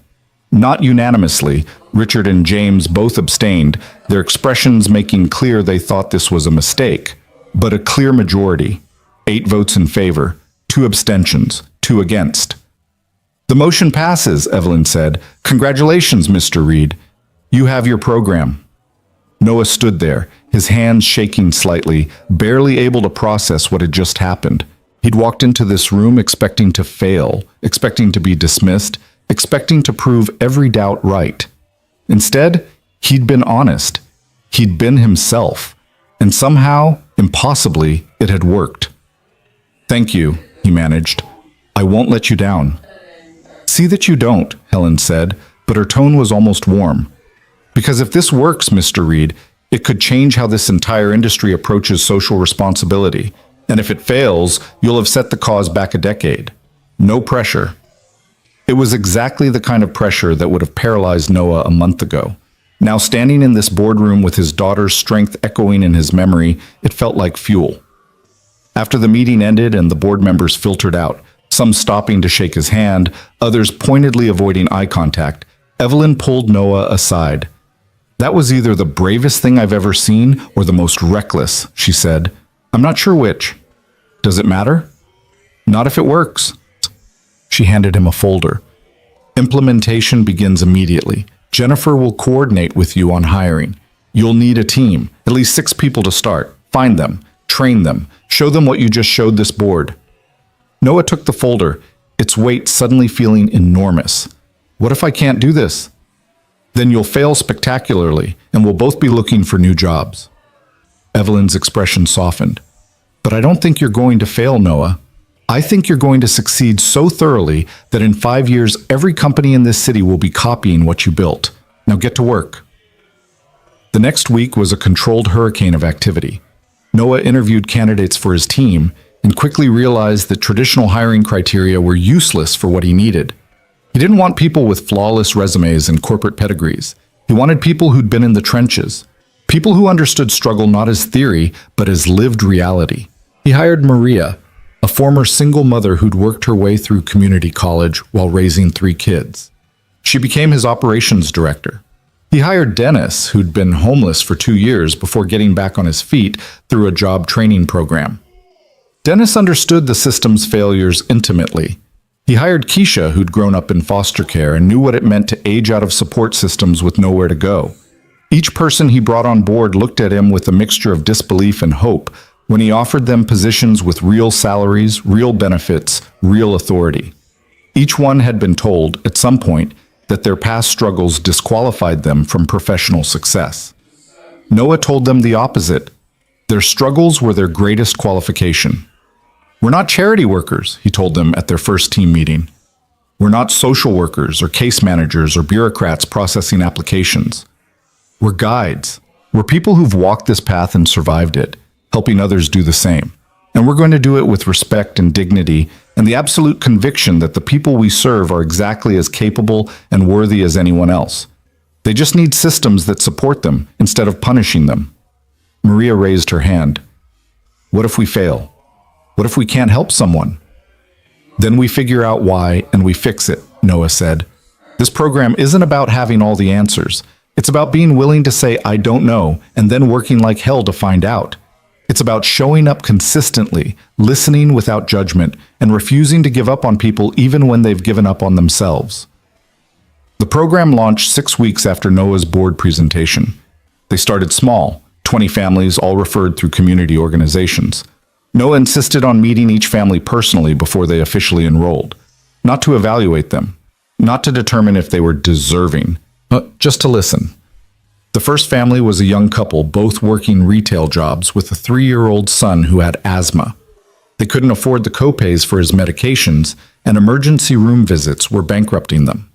Noah connected them with healthcare subsidies and a prescription assistance program. Simple, straightforward, the kind of help that should have been accessible without requiring intervention, but wasn't. The mother cried when Noah explained the program. "You're sure there's no catch? We don't have to pay you back." "No catch, no payback, just a request that when you're stable, if you can, you help someone else the same way." The second family was a widower with 2 teenage daughters working nights at a warehouse and days doing landscaping. His daughters were essentially raising themselves, and one had started skipping school. Noah arranged flexible childcare that extended to teenagers, connected the father with a better-paying job with consistent hours, and set up tutoring support for the daughter who'd fallen behind. By the end of the first month, all 20 families had individualized support plans. By the end of the second month, 15 of them were showing measurable progress, stable employment, improved housing situations, kids back in school and engaged. But 5 families were struggling. One single mother kept missing appointments. A father with substance abuse issues wasn't following through on job training. A young couple couldn't seem to stop fighting long enough to implement any of the support strategies. Noah's team wanted to remove them from the program. They're not taking it seriously, Dennis argued during a team meeting. We have a waiting list of families who would actually use these resources. Noah shook his head. We don't remove people because they're struggling. We double down. We figure out what's really going on. Maria, what's the story with the single mother missing appointments? Maria checked her notes. She says she forgets. She's apologetic, but it keeps happening. Where does she work? 2 jobs. Retail during the day, cleaning offices at night. When are we scheduling her appointments? Usually afternoons between her shifts. Noah leaned back in his chair. So we're asking someone who works 12-hour days split across 2 jobs to somehow find time and energy to meet with us? And when she can't manage that, we're labeling her as not serious? The room went quiet. Reschedule her, Noah said. Weekend morning, or late evening, or meet her at her job site if we have to. We work around her life, not the other way around. It was a small thing, a schedule adjustment, but it represented the fundamental difference between their program and every other support system these families had encountered. They weren't requiring people to prove they deserved help by jumping through arbitrary hoops. They were meeting people where they were. The approach worked. The single mother started showing up when appointments fit her actual life. The father with substance abuse issues was connected with recovery support that didn't require him to first admit he was failing. The fighting couple got counseling that addressed their actual stressors, money, exhaustion, fear, instead of treating their relationship problems as separate from their poverty. By month 3, 19 of the original 20 families were succeeding by every measurable metric. The 20th family moved out of state for a job opportunity, which Noah counted as a success even though it meant they left the program. Media attention intensified. Local news stations wanted interviews. National outlets started calling. Noah agreed to some, carefully controlled, focused on the program rather than his personal story, and declined others. He was learning to navigate publicity, to use it strategically rather than letting it use him. But the attention brought consequences. More families applied, hundreds of them, when the program could only serve 100 in its first year. Choosing who to help and who to turn away became the hardest part of Noah's job. He started every morning reading applications from families who sounded exactly like his family had been 2 years ago, and having to say no to most of them. It was destroying him in small, quiet ways. One evening, after a particularly brutal day of application reviews, Noah sat in his office long after everyone else had gone home. His desk was covered with folders, each one representing a family. A single father with a disabled son, a grandmother raising 3 grandchildren, a young woman escaping domestic violence. All of them needed help. All of them deserved help. He could only choose a fraction of them. His phone rang. Mila, calling from home where Mrs. Kowalski was watching her. Dad, when are you coming home? Noah looked at the clock. 8:30. He'd promised to be home by 7. Soon, Ladybug. I'm just finishing up some work. You always say soon, and then it's late and I'm already asleep. Her voice was small, hurt. Noah's chest constricted. You're right. I'm sorry. I'm leaving right now, okay? Give me 20 minutes. Promise? Promise. He kept his promise, leaving the applications on his desk and driving home through evening traffic. Mila met him at the door, still in her school clothes, and hugged him fiercely. I missed you, she said. I missed you too, Ladybug. Noah knelt down to her level. Have you eaten? Mrs. Kowalski made pierogies. I saved you some. They ate together at the kitchen table, and Mila told him about her day, about the science experiment they'd done in class, about how Emma had invited her to a sleepover, about the substitute teacher who'd let them watch a movie after lunch. Normal things. The kind of mundane, beautiful details that made up a childhood. Noah listened, trying to be present, but his mind kept drifting back to the applications on his desk. The families he couldn't help. The arbitrary lines he had to draw between deserving and more deserving when everyone was deserving. Dad? You're doing the thinking face again. Noah forced himself to focus. Sorry, tell me more about the sleepover. It's Friday night. Can I go? Of course. Really? Mila's face lit up. Emma's mom said she'd pick me up from school and I could bring my sleeping bag and we're going to watch movies and make pizza and oh, breathe, ladybug. Noah smiled. Yes, really. You can go. Later, after Mila was asleep, Mrs. Kowalski knocked softly on the apartment door. Noah let her in, and she immediately went to his kitchen and started making tea without asking. You look exhausted, she said, setting a cup in front of him. I am exhausted. You're working too hard. There's so much to do, so many families who need help. Mrs. Kowalski sat down across from him. You can't save everyone, Noah. I know, but I can't stop trying either. She was quiet for a moment, her old hands wrapped around her teacup. When I was nursing, there was a patient, young man, early 20s, cancer. We did everything we could, but he was dying. And one night he asked me, why do you keep trying when we both know I'm not going to make it? You know what I told him? Noah shook his head. I told him, because trying matters, because showing up matters, because even if I can't save you, I can make sure you don't die alone and forgotten. He passed away 2 days later. But his mother told me afterward that knowing someone cared, really cared, made those last days bearable. She reached across and patted Noah's hand. You can't help every family that applies, but the ones you do help, you're changing their lives. That matters. Don't lose sight of that while grieving the ones you can't reach. Noah's eyes burned. What if I'm making the wrong choices? What if I'm saying yes to the wrong families and no to the ones who need it most? Then you're human. You're doing your best with impossible choices. That's all anyone can do.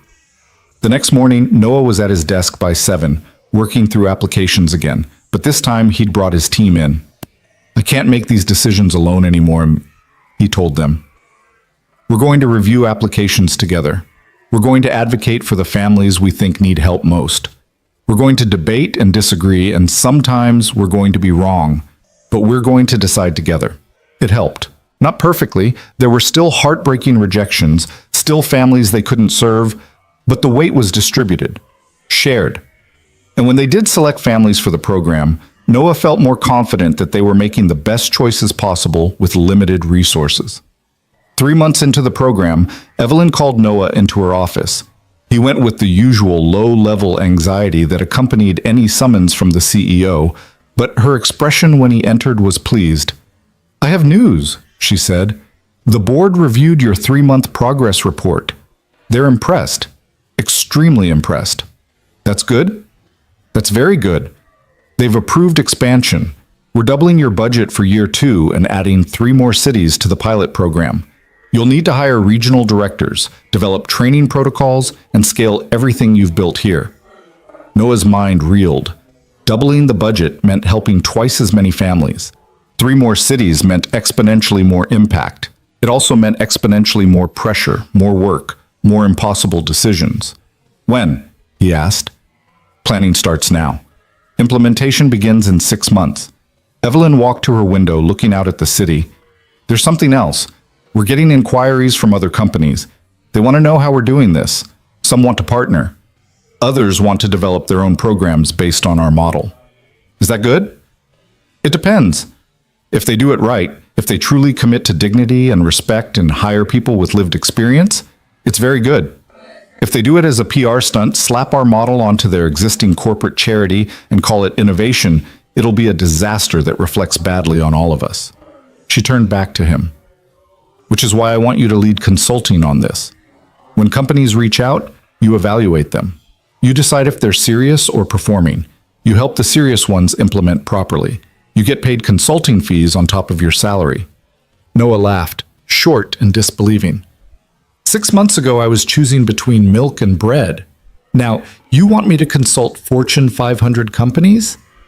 Yes, I don't know how to consult. Neither did I when I started. You learn by doing. And Noah? Evelyn's expression was serious. You've built something important here, something that actually works, but it only continues working if we protect it from being corrupted by people who want the appearance of caring without doing the actual work. That requires vigilance, discernment, and the willingness to say no to money if the partnership isn't right. Can you do that?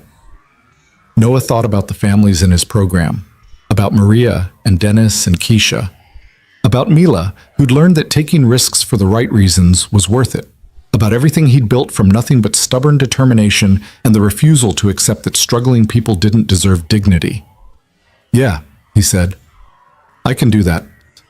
But that night, lying awake in his bed while Mila slept peacefully in the next room, Noah felt the weight of everything settling onto his shoulders. The program was working. That was the problem. Success meant more pressure, more expectations, more opportunities to fail catastrophically. It meant becoming the face of something bigger than himself, losing privacy, losing anonymity, becoming a symbol instead of just a person trying to help. He thought about the $0 tip that had started all of this, about Evelyn testing him, watching him, deciding he was worth the risk. He wondered if she'd known what she was setting in motion, if she'd anticipated that giving one struggling father a chance would lead to this, a program expanding across cities, a model others wanted to replicate, a movement that was starting to change how people thought about poverty. Or if she, like him, was just making it up as she went along, hoping the next decision wouldn't be the one that broke everything. His phone buzzed with an email. He almost ignored it. It was nearly midnight, but something made him check. The subject line read, "Thank you from the mother you helped." Noah opened it. The message was from the single mother who'd kept missing appointments until they'd rescheduled around her actual life. She'd written, "Mr. Reed, I wanted you to know that I got promoted at my day job. Real salary, benefits, stable hours. I was able to quit my night cleaning job. For the first time in 3 years, I had dinner with my kids on a weeknight. We sat together at the table and talked and laughed, and it felt like we were a normal family instead of ships passing in the night. My daughter asked me if we were rich now because we had time to eat together. I told her no, we're not rich. But we're okay. And okay feels like a miracle. Thank you for believing I was worth helping even when I kept messing up appointments. Thank you for seeing me as a person instead of a problem. You changed my life. I will never forget that." Noah read the email 3 times, his vision blurring. Then he got out of bed, walked to Mila's room, and watched her sleep for a long moment. Her face was peaceful in the dim light from the hallway. She looked like Sarah when she slept, like possibility and hope and every good thing worth fighting for. He thought about quitting months ago when Mila had been bullied, about how close he'd come to walking away from all of this because protecting her felt more important than helping strangers. He was grateful in that moment that Evelyn had challenged him, that Mrs. Kowalski had reminded him that being brave mattered, that Mila herself had found the courage to go back to school and face the cruelty instead of hiding from it, because that mother's email, that single message about one family's life improving, made every hard moment worth it. Noah returned to bed and slept, finally, dreamlessly. And when his alarm went off at 6 the next morning, he got up and went to work, ready to keep building something that mattered. The expansion happened faster than Noah expected. Within 6 months, the program was operating in 4 cities with plans to add 3 more by year's end. Noah spent half his time traveling now, training new regional directors, consulting with companies that wanted to replicate the model, speaking at conferences he still felt unqualified to attend. The work was rewarding and exhausting in equal measure, and somewhere in the constant motion, he'd started to lose sight of why he'd begun this journey in the first place. It was Mila who reminded him. She was 8 now, taller and more confident than she'd been a year ago. The bullying had mostly stopped, whether because kids had moved on to other targets or because Mila had learned to carry herself with a quiet dignity that made cruelty bounce off her. Noah wasn't sure. Either way, she seemed happier, lighter, more like the child she should have been all along. But one evening in late autumn, Noah came home from a 3-day consulting trip to find her sitting at the kitchen table with Mrs. Kowalski, working on homework. She looked up when he entered and her face brightened, but there was something else in her expression too, something that looked like loneliness. "Dad, you're home!" Noah set down his bag and swept her into a hug. "Miss me?" "So much. Mrs. Kowalski let me make cookies, but they're not as good as when you make them." "That's because Mrs. Kowalski actually follows recipes," Noah said, smiling at the older woman over Mila's head. "Thank you for staying with her." Mrs. Kowalski stood, gathering her knitting. "She's never trouble, you know that. But Noah, can I speak with you for a moment?" They stepped into the hallway while Mila returned to her homework. Mrs. Kowalski's expression was gentle but concerned. "She's doing fine," she said quietly. "But she misses you, really misses you. You've been traveling so much lately, and I know the work is important, but that little girl needs her father." Noah felt the words like a physical blow. "I'm trying to balance everything. The program has a team now, regional directors, staff. You built something sustainable, Noah. But Mila only has one father." Mrs. Kowalski patted his arm. "I'm not saying quit. I'm saying remember why you took this job in the first place. It was to give her a better life, wasn't it? Make sure you're actually there to live that life with her." After Mrs. Kowalski left, Noah sat down next to Mila at the table. She was working on a math worksheet, her tongue poking out slightly in concentration, something she'd done since she was tiny and still did when she was focused. "Ladybug, can we talk for a minute?" She set down her pencil. "Am I in trouble?" "No, not at all. I just wanted to ask you something. Have I been gone too much lately?" Mila's eyes went wide, and Noah could see her trying to decide whether to tell him the truth or say what she thought he wanted to hear. Finally, she said, "Sometimes it feels like you're here, but you're not really here. Like your body is here, but your brain is still at work." The honesty cut deep because it was accurate. Noah had become so consumed with the program, with helping other families, that he'd started neglecting his own. "You're right," he said, "and I'm sorry. I got so focused on the work that I forgot the work was supposed to be for you, for us." "It's okay, Dad. I know you're helping people." "It's not okay, and I'm going to fix it." Noah pulled her close. "How about this? I'm going to stop traveling so much. I'll train the regional directors to handle the consulting, and I'll focus on running the program from here.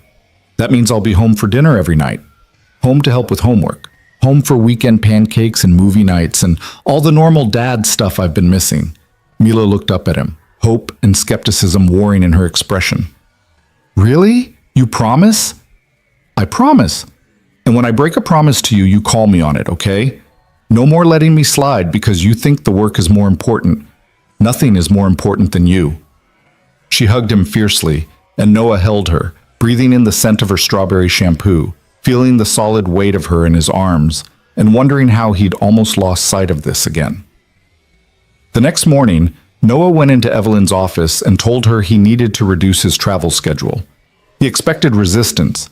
The consulting contracts alone were bringing in significant revenue, but Evelyn just nodded. "I was wondering when you'd figure that out," she said. "You were testing me again?" "Not testing, watching, waiting to see if you'd remember that this program was never about building an empire. It was about giving struggling families more time with their children, including yours." She leaned back in her chair. "Promote Maria to VP of Operations. Let her handle the expansion. Dennis can take over consulting. You focus on what you do best, designing programs and staying connected to the reality these programs are meant to serve." Just like that? Just like that. Noah, you've proven what you needed to prove. You've shown that people with lived experience can lead at the highest levels. You've built a model that works. Now let others carry it forward while you make sure it stays true to its purpose. Evelyn smiled. "Besides, I hired you to change lives. Start with your own daughters." The shift happened gradually. Noah trained Maria and Dennis, handed off responsibilities, established new boundaries around his time. It felt strange at first, almost like failure, to step back from the expansion he'd worked so hard to build. But then he started having dinner with Mila every night, started being there when she got home from school, started being present, really present, in ways he hadn't been since taking the job. And he realized that Mrs. Kowalski and Evelyn had been right. This was the point. Not the expansion or the consulting or the media attention, just this, being a father who was there. 6 months after scaling back his role, Noah kept a promise he'd made to himself on the day he accepted Evelyn's job offer. He went back to Rosie's diner and found Mr. Harrison in his usual corner booth, nursing a coffee that had gone cold.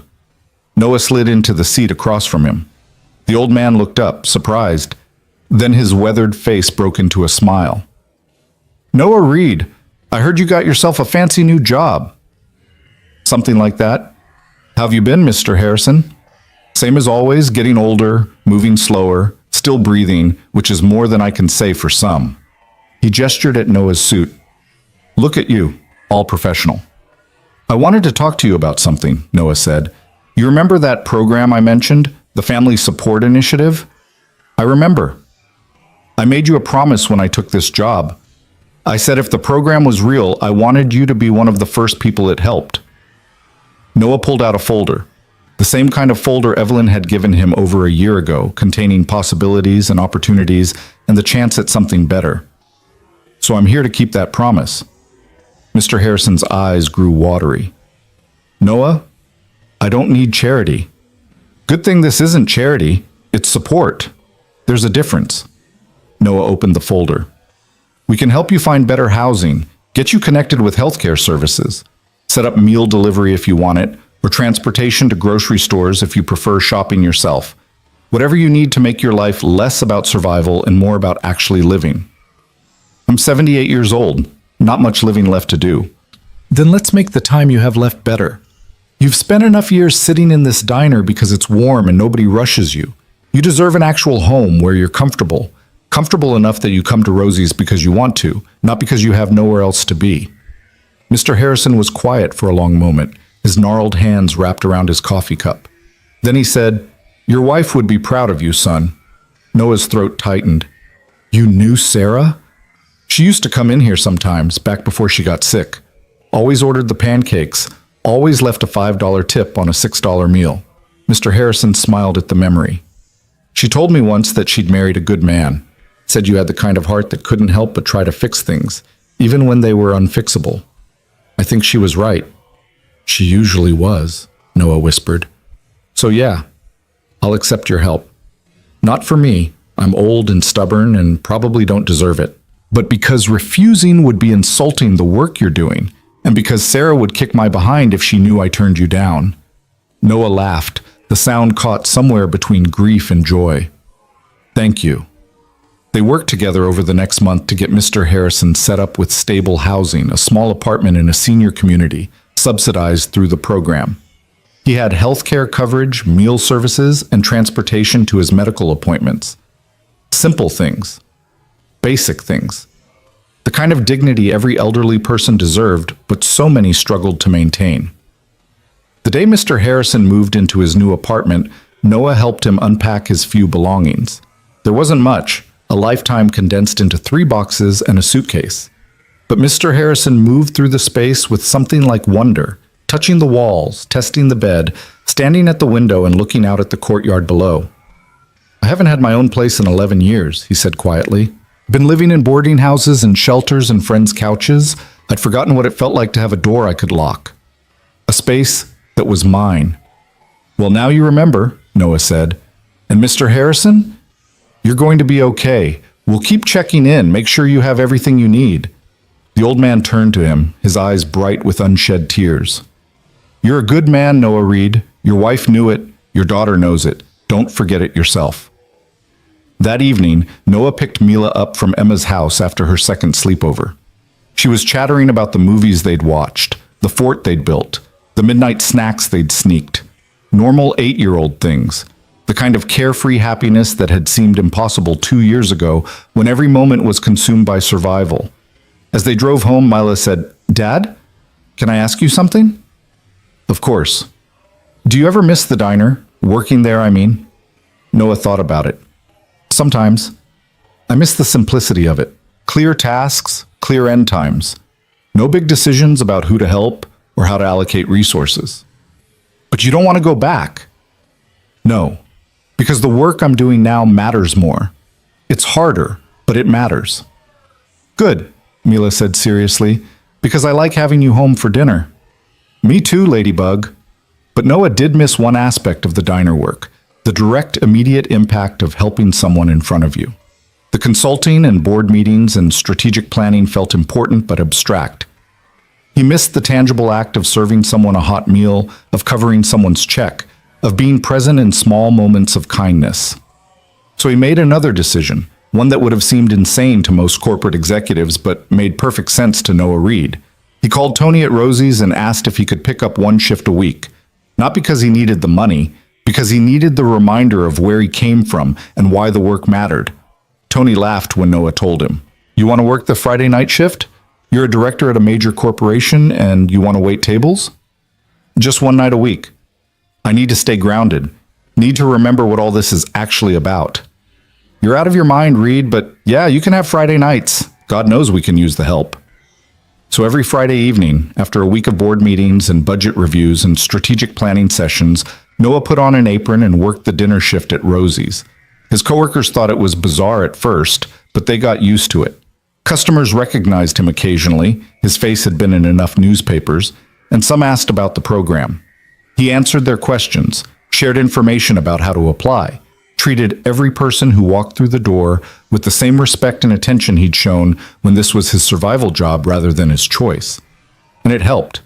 It kept him connected to reality, reminded him that every family in his program was made up of real people with real struggles, not just statistics and progress reports. One Friday night, about 8 months after Mr. Harrison moved into his apartment, a woman walked into the diner alone.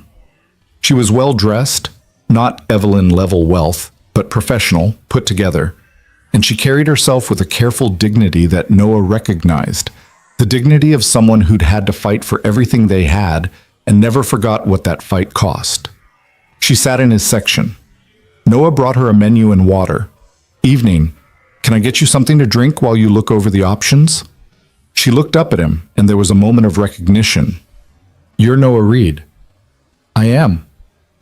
"I thought that was you. I saw your picture in an article about the Family Support Initiative." She hesitated. "I applied to the program 6 months ago. I didn't get in. Too many applications, not enough spots." Noah's stomach sank. This was the hardest part, meeting the people he couldn't help. "I'm sorry. I wish we could serve everyone who applies." "It's okay. I mean, it's not okay, but I understand. There's only so much you can do." She looked down at the menu, but Noah could tell she wasn't really seeing it. "I wanted to come here because I wanted to see if the stories about you were true. If you really still work here one night a week, even though you don't need to. They're true." "Why?" Noah pulled out his order pad, not to take her order, but because having something in his hands made the conversation feel less formal. "Because I need to remember. I spent 2 years in survival mode, working multiple jobs, barely keeping my head above water. Now I'm in a position to help people in that same situation. But if I'm not careful, I'll start seeing them as problems to solve instead of people to support. Working here keeps me honest." The woman nodded slowly. "I'm still in survival mode. 2 jobs. Kid in middle school who needs me and rarely sees me. Choosing which bills to pay and hoping the others don't shut off before I can catch up. It's exhausting." "It is, and I'm sorry you're living it. But you know what? Seeing you here, actually working, actually showing up, it gives me hope. Because if you made it out and you still remember what it was like, maybe when I make it out, I'll remember too. I'll help someone else the way you're trying to help people now." Noah's eyes burned. "What's your name?" Jennifer Martinez." "Jennifer, I can't get you into the program right now. The spots are full and we have a waiting list, but I can connect you with some resources that might help. Community organizations, food banks, rental assistance programs. It's not everything you need, but it's something. Can I get your contact information?" She gave it to him. Noah wrote it down, then said, "What can I get you for dinner tonight?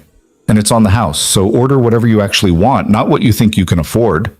Jennifer's composure cracked slightly. "You don't have to. I know, but I want to. Consider it a deposit on the day when you're the one picking up someone else's check." She ordered the meatloaf, the same thing Evelyn had ordered over a year ago. Noah brought it to her himself, and when she left, she came over to the counter where he was refilling coffee carafes. "Thank you," she said, "for the meal, for listening, for still being human despite everything you've accomplished."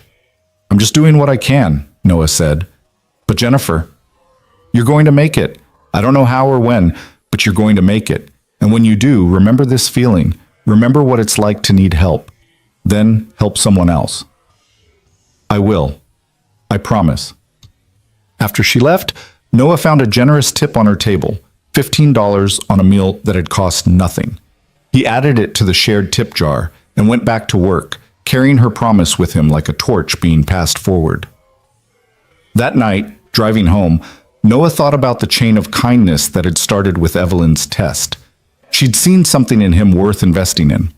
He'd accepted the opportunity and used it to build something that helped hundreds of families. Those families would recover, stabilize, and hopefully remember to help others. Jennifer would make it eventually, and she'd carry forward the lesson that dignity mattered, that kindness mattered, that helping people wasn't charity. It was humanity. It was a chain that stretched forward infinitely, each link connected to the next, each act of kindness rippling outward in ways no one could fully measure.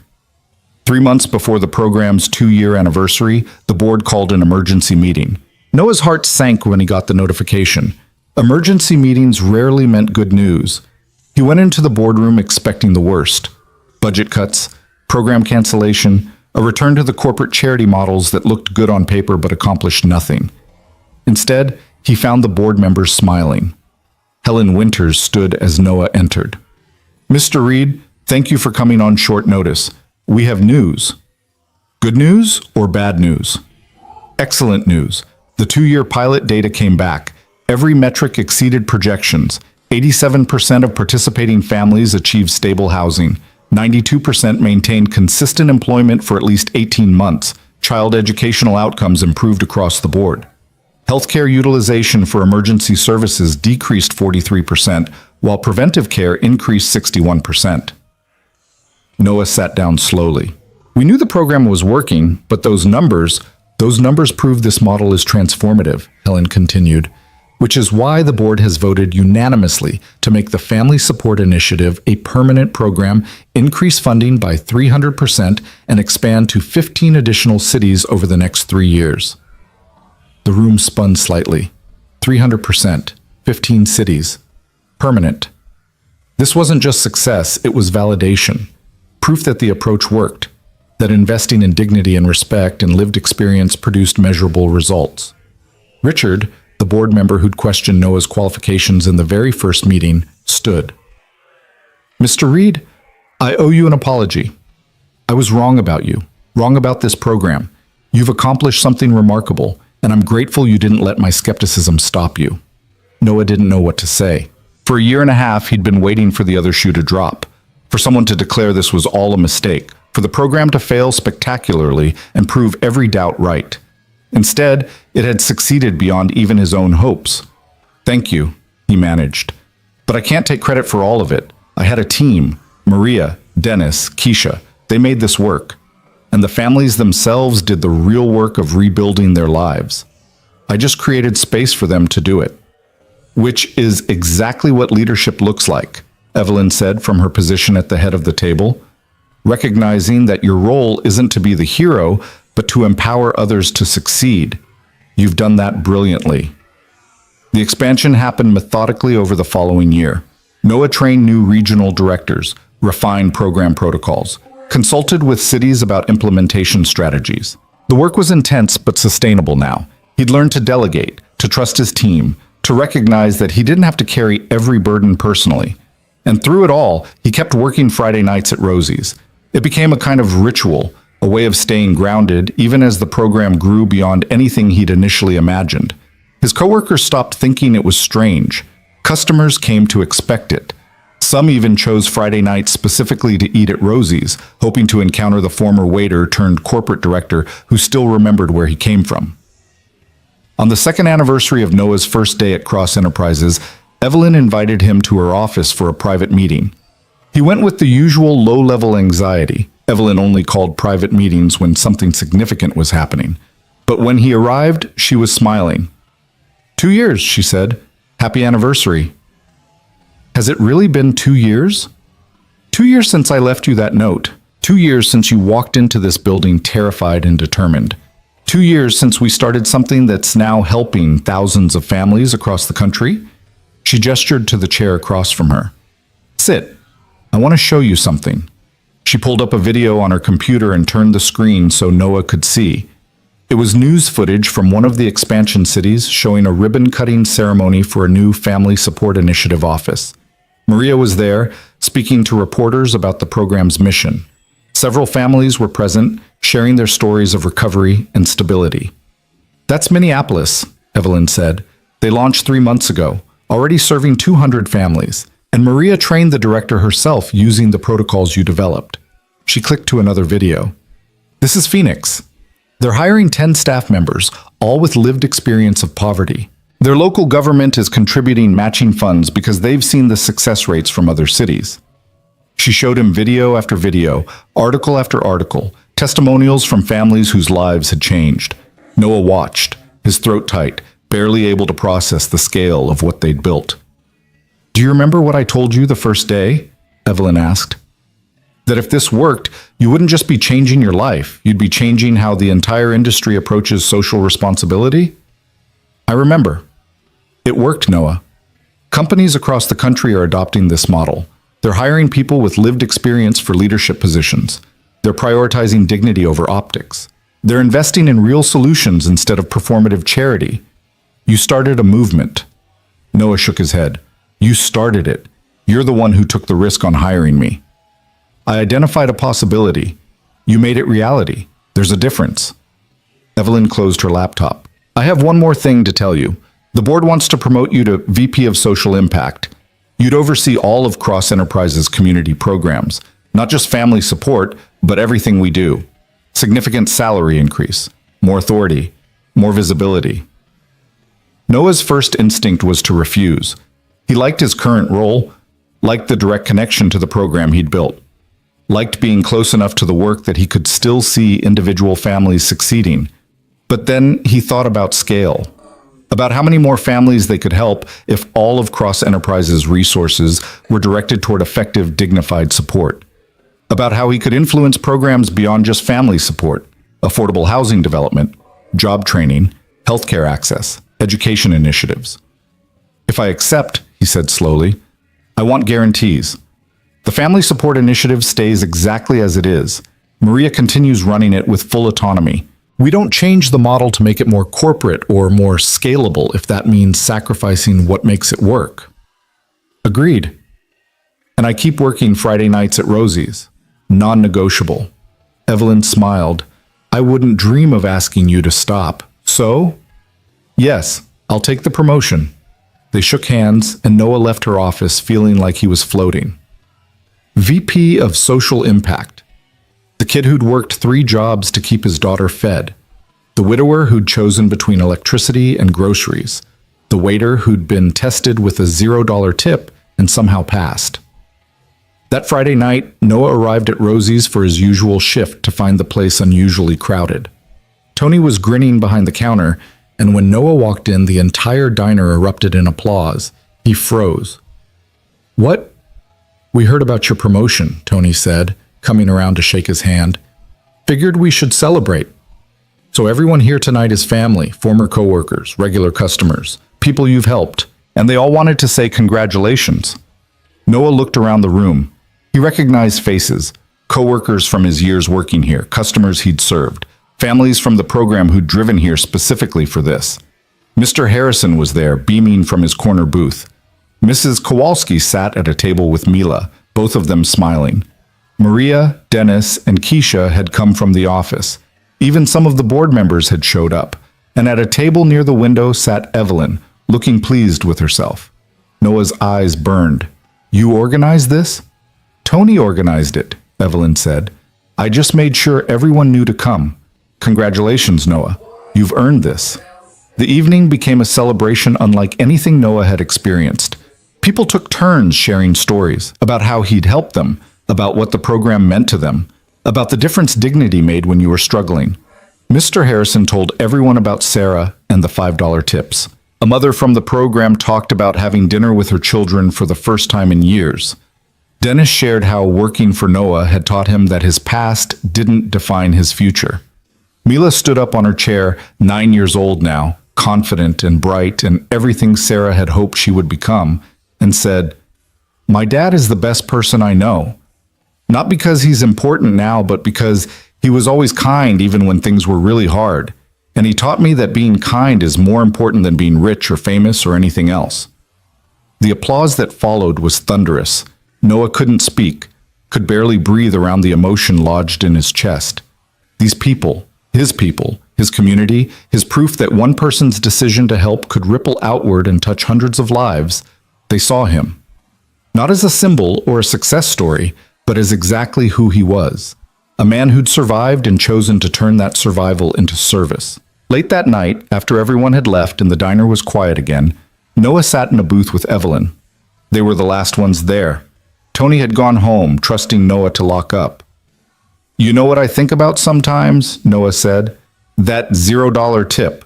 If you'd actually left me nothing, no $50, no note, just a genuine insult, I would have been angry and hurt, and I probably would have forgotten about you by the next day. My life would have continued exactly as it was. But you gave me something to be curious about, something that made me show up the next morning." "I gambled that curiosity would win over caution," Evelyn said. "I'm glad I was right." "Why me, though? Really? You could have picked any struggling person in this city. Why a waiter in a diner?" Evelyn was quiet for a moment. Then she said, "Because you reminded me of my mother. The way you moved through that space, efficient, attentive, treating everyone with the same respect regardless of what they ordered or how much they tipped. My mother was like that. She believed dignity was something you gave freely, not something people had to earn. I saw that in you, and I thought if I could give someone like you an opportunity, maybe I could honor what she taught me." "Did she know? Before she died, did she know what you'd become?" "No, she died when I was still in community college, working 3 jobs just like you were, trying to build something from nothing. She never saw me succeed, but I like to think she'd be proud, not of the money or the title, but of this, of using what I built to help people like her." Noah nodded slowly. "Sarah never saw this either. She died thinking I'd be struggling forever, thinking Mila would grow up poor. If she could see us now—" "She does see you," Evelyn said firmly. "Maybe not literally, but through Mila, through the way you parent her, through the choices you make. Your wife lives on in every decision you make that honors what she would have wanted." They sat in comfortable silence for a while, 2 people who'd been tested by loss and poverty and circumstances beyond their control, who'd survived and built something meaningful from the wreckage. Finally, Evelyn stood. "I should go, but Noah, thank you for taking the risk, for trusting me when you had every reason not to, for building something that will outlast both of us. Thank you for seeing me when I was invisible." After she left, Noah locked up the diner and drove home through late-night streets that felt different now than they had 2 years ago. Still the same city, same buildings, same roads, but he moved through it differently, without fear, without the constant calculation of survival, with something that felt surprisingly like peace. At home, he found Mila asleep on the couch, a book open on her chest. He carried her to bed, tucked her in, and stood watching her sleep. A ritual he'd performed 1,000 times, but it never got old. She was growing up strong and confident and kind, unbroken by the poverty that had marked her early years. That alone made everything worth it. In the kitchen, he found a note on the table in Mrs. Kowalski's handwriting. "Proud of you, Noah. Always have been." He smiled, tucked the note in his pocket, and sat down at the table where he'd once read Evelyn's cryptic message about opportunities and bravery. His laptop was there. He'd been working on a proposal for an affordable housing initiative before leaving for the diner. He opened it, looked at the work, and felt that same sense of purpose that had carried him through the last 2 years. This was his life now. Not survival, but service. Not struggling, but building. Not choosing between impossibilities, but creating possibilities for others. And every Friday night, he'd put on an apron and work the dinner shift at Rosie's, keeping himself grounded, staying connected to the reality that poverty wasn't theoretical. It was daily and exhausting, and something he never wanted to forget understanding. 6 months later, on a rainy Thursday night that reminded Noah of the night Evelyn had first walked into his life, he was working late at the office when Jennifer Martinez called. He almost didn't answer. It was after 9, and he'd promised Mila he'd be home by 10, but something made him pick up. "Mr. Reed, it's Jennifer. Jennifer Martinez. We met at the diner about a year ago?" "Of course I remember. How are you?" I'm good, actually. Really good. I wanted to tell you that I got promoted at my job. Real salary, benefits, stable hours. I'm not drowning anymore. I'm actually saving money. My daughter and I went to the movies last weekend just because we wanted to, not because it was some special occasion. We're okay. Noah's throat tightened. That's incredible. I'm so happy for you. And I wanted you to know that I did what you said. I remembered what it felt like to need help. And yesterday I was at the grocery store and there was a woman in front of me at checkout and her card got declined. She was trying to figure out what to put back and her kid was crying and I paid for her groceries, told her someone did the same for me once and to pay it forward when she could. Noah closed his eyes, smiling. That's exactly right. That's exactly how this works. I also applied to volunteer with your program. I don't have professional experience, but I have survival experience. And I thought maybe I could help families the way I wished someone had helped me. Come in Monday morning. We'll find a place for you. After they hung up, Noah sat in his office for a long moment, looking out at the city lights. Somewhere out there, a woman was going home with groceries she couldn't afford, paid for by someone who remembered what desperation felt like. And that woman would remember too, would help someone else when the time came. The chain continued, link after link, act after act, kindness multiplying exponentially. This was what Evelyn had started with a $0 tip and a cryptic note. Not just one man's rescue, but a movement, a shift in how people thought about poverty and dignity and who deserved opportunities. Noah gathered his things and drove home. Mila was still awake, reading in bed. He knocked on her door. Hey, Ladybug. Not asleep yet? I was waiting for you. You said you'd be home by 10. He checked his watch. 9:58. Made it with 2 minutes to spare. She grinned. Good job, Dad. He sat on the edge of her bed. Can I tell you something? Always? 2 years ago, I thought we were stuck. I thought we'd always be struggling, always be one emergency away from losing everything. I thought that was just how life was for people like us. But we're not stuck anymore. No, we're not. And do you know why? Mila thought about it. Because you worked really hard? Partly, but mostly because someone saw us when we were invisible. Someone decided we were worth helping. And now we get to help other people. We get to see them when they're invisible. That's the most important thing I can teach you, Mila. When you make it, and you will make it, don't forget what it was like before. Don't forget the people who are where you used to be. See them. Help them. Pass it forward. Like you pay for people's meals at the diner? Exactly like that. Mila was quiet for a moment. Then she said, Mom would be proud of you. Noah's eyes burned. I hope so. I know so. I remember her, Dad. Not everything, but I remember her saying that you were the kind of person who made the world better just by being in it. She was right. He pulled her into a hug, holding her tight, this brilliant, compassionate child who carried Sarah's wisdom and his stubbornness and something entirely her own, hope, maybe, or resilience, or just the absolute certainty that kindness mattered. When he tucked her in and turned off the light, she said, Dad, I'm glad you said yes that day. When that lady offered you the job. I know it was scary, but I'm glad you were brave. Me too, Ladybug. Me too. Noah went to his own bed, an actual bed now in an actual bedroom, not a couch in the living room, and thought about the journey that had brought him here. The $0 tip, the cryptic note, the terrifying decision to take a risk, the bullying and the doubt in the moments when quitting seemed like the only sane choice, and then the successes, the families rebuilding their lives, the program expanding, the model being replicated, the chain of kindness stretching forward, link after link, each act inspiring another. Some tips weren't about money. Some tips were about seeing someone, really seeing them, and deciding they were worth the investment. Evelyn had seen him. He'd built something from that scene, and now thousands of people were being seen, being helped, being given the dignity they deserved. The work would continue.